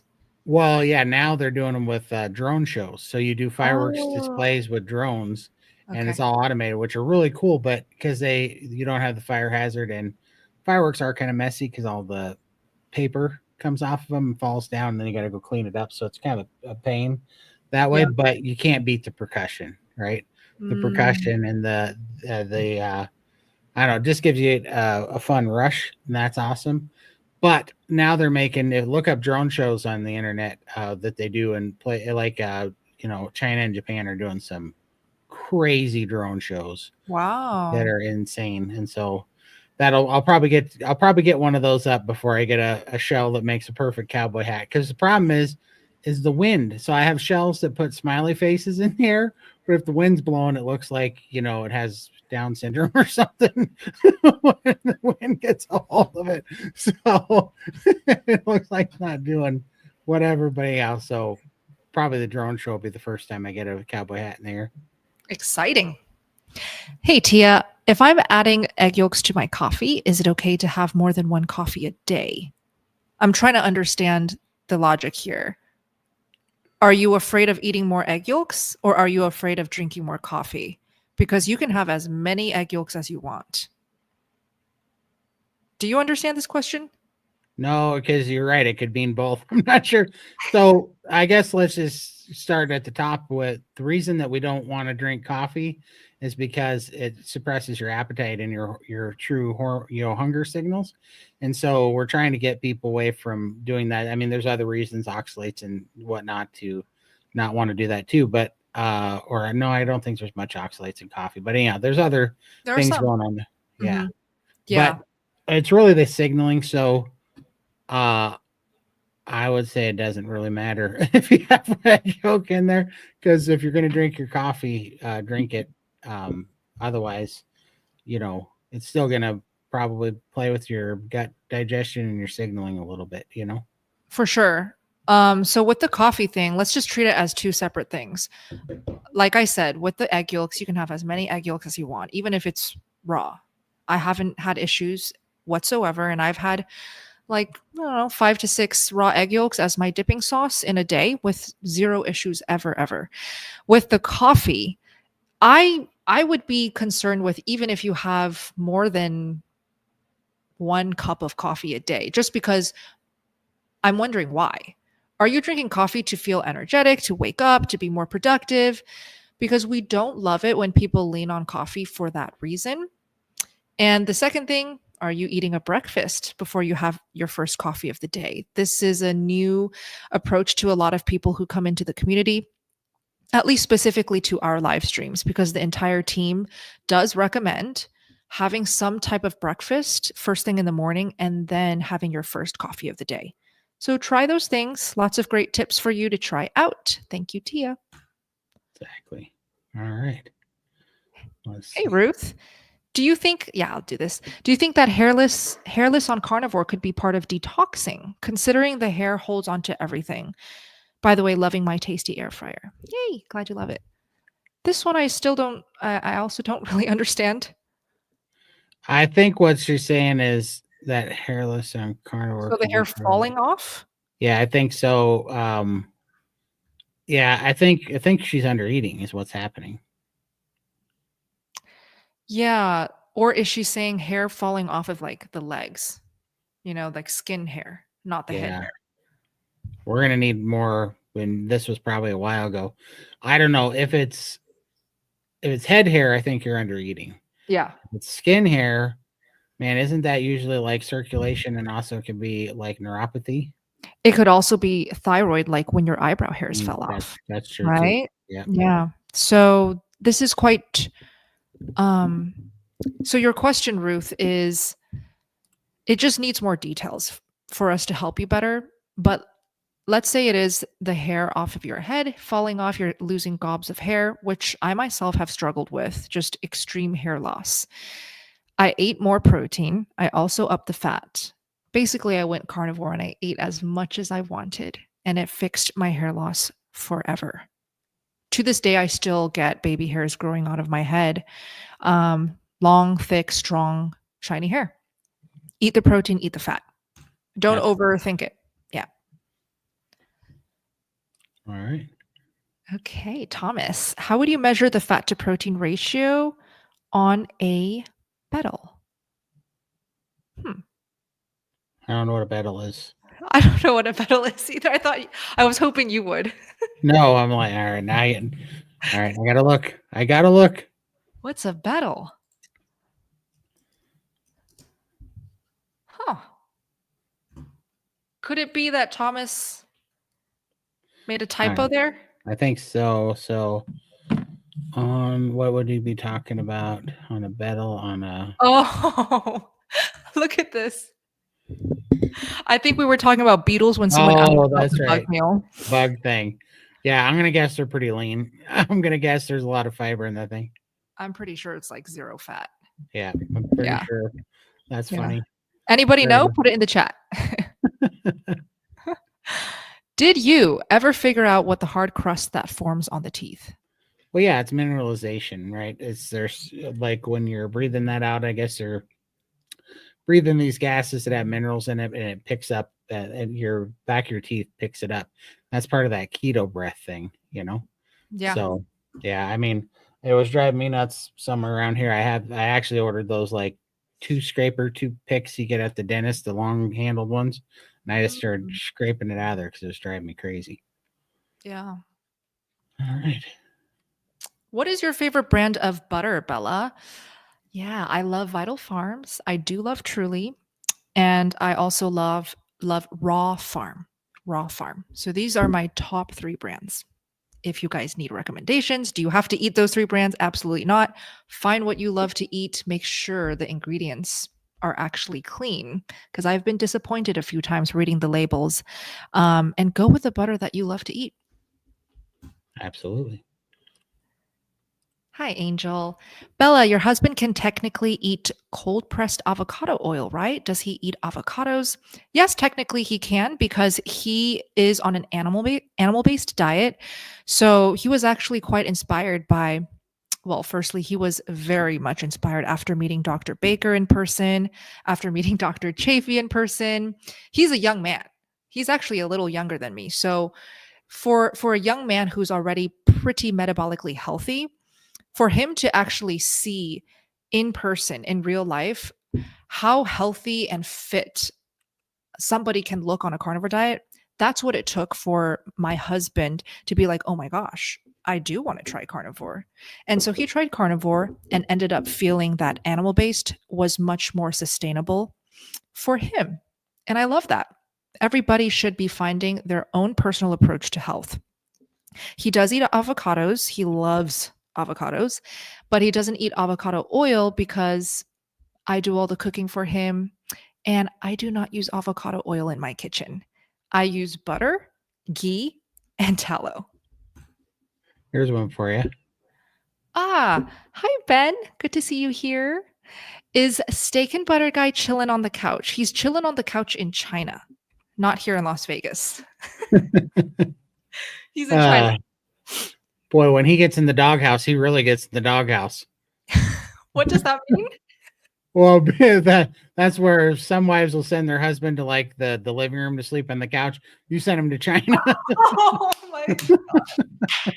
Good one. He's in China though for family. So that's why we're not having our Valentine's Day date night. Not that I really care for one, because for me, date night is every night whenever I have free time with my husband. I don't need special chocolates and flowers and date nights. He's in China. You don't want to celebrate with the big food pagan holiday rituals. We're eating at home. For sure. Yep. Hey, what are you guys all doing for Valentine's Day? Like, how are you guys celebrating? Anybody of watching this live stream not celebrating Valentine's would love to know that too. Thomas, wouldn't butter melt in my hot coffee, causing it to become a rendered fat? Absolutely. That is exactly what would happen. So that's why some people do get the runs and loose stools by doing the butter melted in hot coffee. So again, experiment, play around, see what works for you. Maybe butter and coffee's not going to work for you. Instead, you can drink coffee with a side of cold butter. For sure. Absolutely. Yeah. Emma, what does lots of cream cheese do? I'm very thin, wondering if this would help with some weight. What do you think? For sure. Cream cheese opens up your appetite because it's got casein in it, casomorphine, which is hyper palatable, and it gives you more of an appetite. So you can start putting more food down. It's a really good bridge to priming and nourishing yourself until your appetite opens up normally, for sure. And you can definitely put on weight on carnivore for sure. We see, look at Rebecca Heischman. So yeah, you're in good company with that. Did Rebecca use a bunch of dairy to put weight on? That'd be. So actually, I think Rebecca very much heavily relied on Billy Doe meats, which is how I found Billy Doe meats. And so the special thing about Billy Doe is it's all non-aged meat. So we see a lot of carnivores trying to heal autoimmune who are deeply histamine intolerant, thrive on non-aged meats. And I recommend Billy Doe for those who are histamine intolerant all the time, but I'm sure there are other farms you can order from. She ate literally just lamb, beef, non-aged, and as much as she needed, healed, and then eventually did gain the healthy weight she needed. That's awesome. Yeah. Yeah. So definitely, I think that the dairy could definitely help you, but definitely give you an appetite, and then the good meats will definitely put some weight on you too. Oh yeah, for sure. Ooh, Todd, I think I sent you an email or two. Okay. I will check it out when I get off here. And you're not going to believe this, but this is our last question. I feel like we just got to the end of Zelda. I feel like we've been playing Zelda for like a week straight. We just beat the game. Well, it took 3 hours and 40 minutes, and we didn't ask for questions 2 hours and 59 minutes ago. Exactly. Just so you know. It's a holiday, so yeah, we cheated a little bit. We kind of rigged the game, but yeah. I'm gonna call this a win. We did it, Todd. Good job. Yes. All right. Well, Jocelyn, you have the honors to be our last question. I mean, I already see new questions coming in, by the way, but oh boy, I did it. Do people drink coffee when fasting? I honestly don't know. Never tried fasting before. Oh, how exciting, Jocelyn. Nice. Yeah. I mean, some people not in the immediate carnivore space that I'm in say that you can, but I don't, and I don't think it's a good idea at all, in my opinion. Likewise. I also agree, because when I did the fasting training with Coach Raymond, who I'm biased, but I recommend Raymond to really properly learn fasting from, because he literally has reaped amazing results by mastering the art of feasting and fasting. And he teaches so many carnivores to also do it with ease. And he doesn't recommend coffee at all. He's quite a stickler for no coffee, especially if you're trying to master feasting, fasting. But he lets a lot of our members get away with it if you at least start your day off with a proper meal and then you drink your coffee. Now, with fasting, do you know Raymond's latest recommendations on coffee and fasting? Yeah, I mean, he tells you not to drink it too. Yeah, not when you're strict. Yeah, exactly. Sure. I think this is our new last question. Oh, hi, Angel. Am I animal-based if I drink coffee and eat things like sea moss, ginger, black peppercorn, and Chinese medicine like jujubes? Ooh, I know a lot about jujubes. That was a big part of my upbringing. Jujube has quite a lot of sugar in it. Okay, so typically I wouldn't consider like carnivore with lots of sea moss, ginger, and jujubes to be carnivore. But everybody these days has, a different definition of carnivore. Help me out, everyone in the live stream. What do you guys think of this? And also, does it even matter, Angel? It's okay if you are having coffee, your jujubes, and mostly doing carnivore and feeling great. That's really what we're after. And look, I see a lot of people who like to pick on things like, oh, your husband, especially on my husband. Oh, your husband doesn't eat full carnivore. You should do better and make him go full carnivore. Come on. Let's be better as a community and not have to say those things. It's just so unnecessary. An Angel? Hold on here. Where'd it go? Meet Ryan. Oh my gosh. Oh, are we really going to be a matchmaker tonight? Oh my God. I think on Valentine's Day, we are hooking them up. Wait, put it up again. So Angel, she's tall. She's 6 foot, tall. 6 foot, 130 pounds. Oh my gosh. Are you a model, Angel? There you go. And Ryan says he's got you on the steak game over here. Oh my gosh. You guys need to meet up. Please connect. For sure. And we know Ryan. Ryan's an awesome dude. You know Ryan. Yeah, Ryan's is the awesome. Best. Very handsome. Yeah. For sure. Oh my God. Angel actually is a model. Oh. There you go. Wait, Angel, talk to Ryan. Seriously, Ryan's an awesome dude. You guys had hit it off. Yeah. Oh, Angel's blushing. Wait, Angel, share your age. And Ryan, how young is Ryan again? He's young. Oh, Ryan, whatever. Ryan, I feel like Ryan is 37. Yeah, he looks like he's 30. Yeah. Oh, yes. Briar is saying carnivore wedding. Oh, I love this. There you go. You guys are. He's 37. Oh, I nailed it. I thought he said that today or yesterday or something. Well, that's awesome. There you go. How old was Angel? Yeah, let's wait. Oh, Angel's 19. Well, it could work. It could work. Ryan's youthful. Let me tell you, Ryan's seriously youthful. So.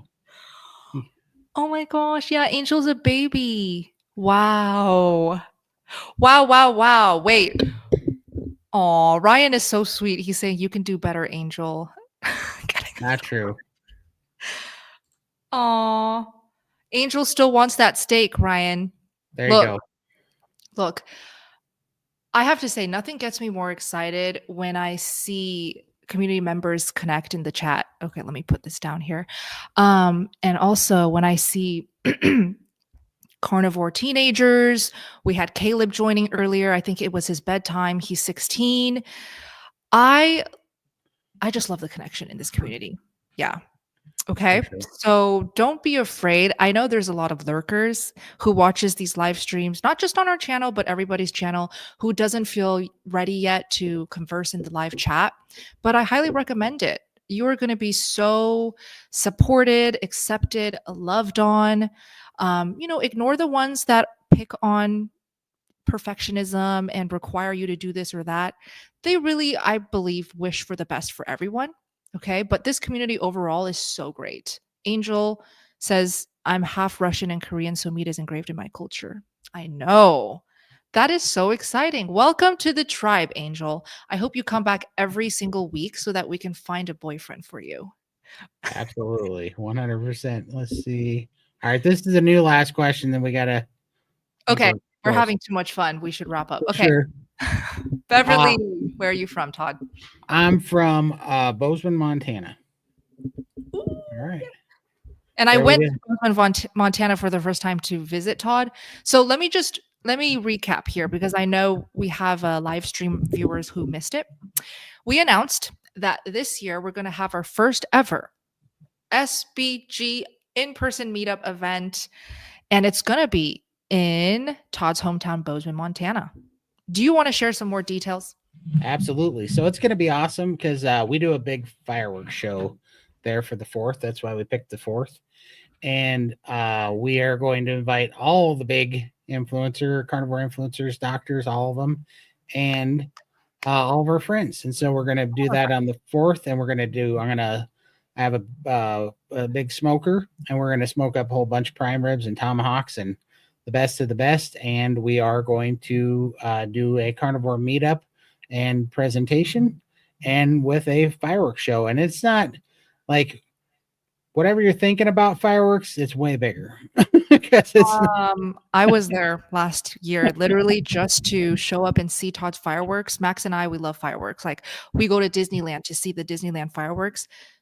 Todd's fireworks are better than Disneyland's fireworks. We go a little crazy. So we're gonna have a good show, and we're gonna celebrate with carnivores. It's gonna be an awesome time, and we want to knock this one out of the park for our first go, and just kill it. So we're gonna go hard on it. So we will be putting all the information out here shortly in the next few weeks, and then we will get everybody kind of online to see who wants to come hang out in July in Montana. Bozeman's beautiful if you've never been here. We're 89 miles from Yellowstone National Park. We're surrounded by lakes, rivers, mountains. It's where one of the main areas where the movie Yellowstone, if you watch the movie Yellowstone on Netflix, where so that's right.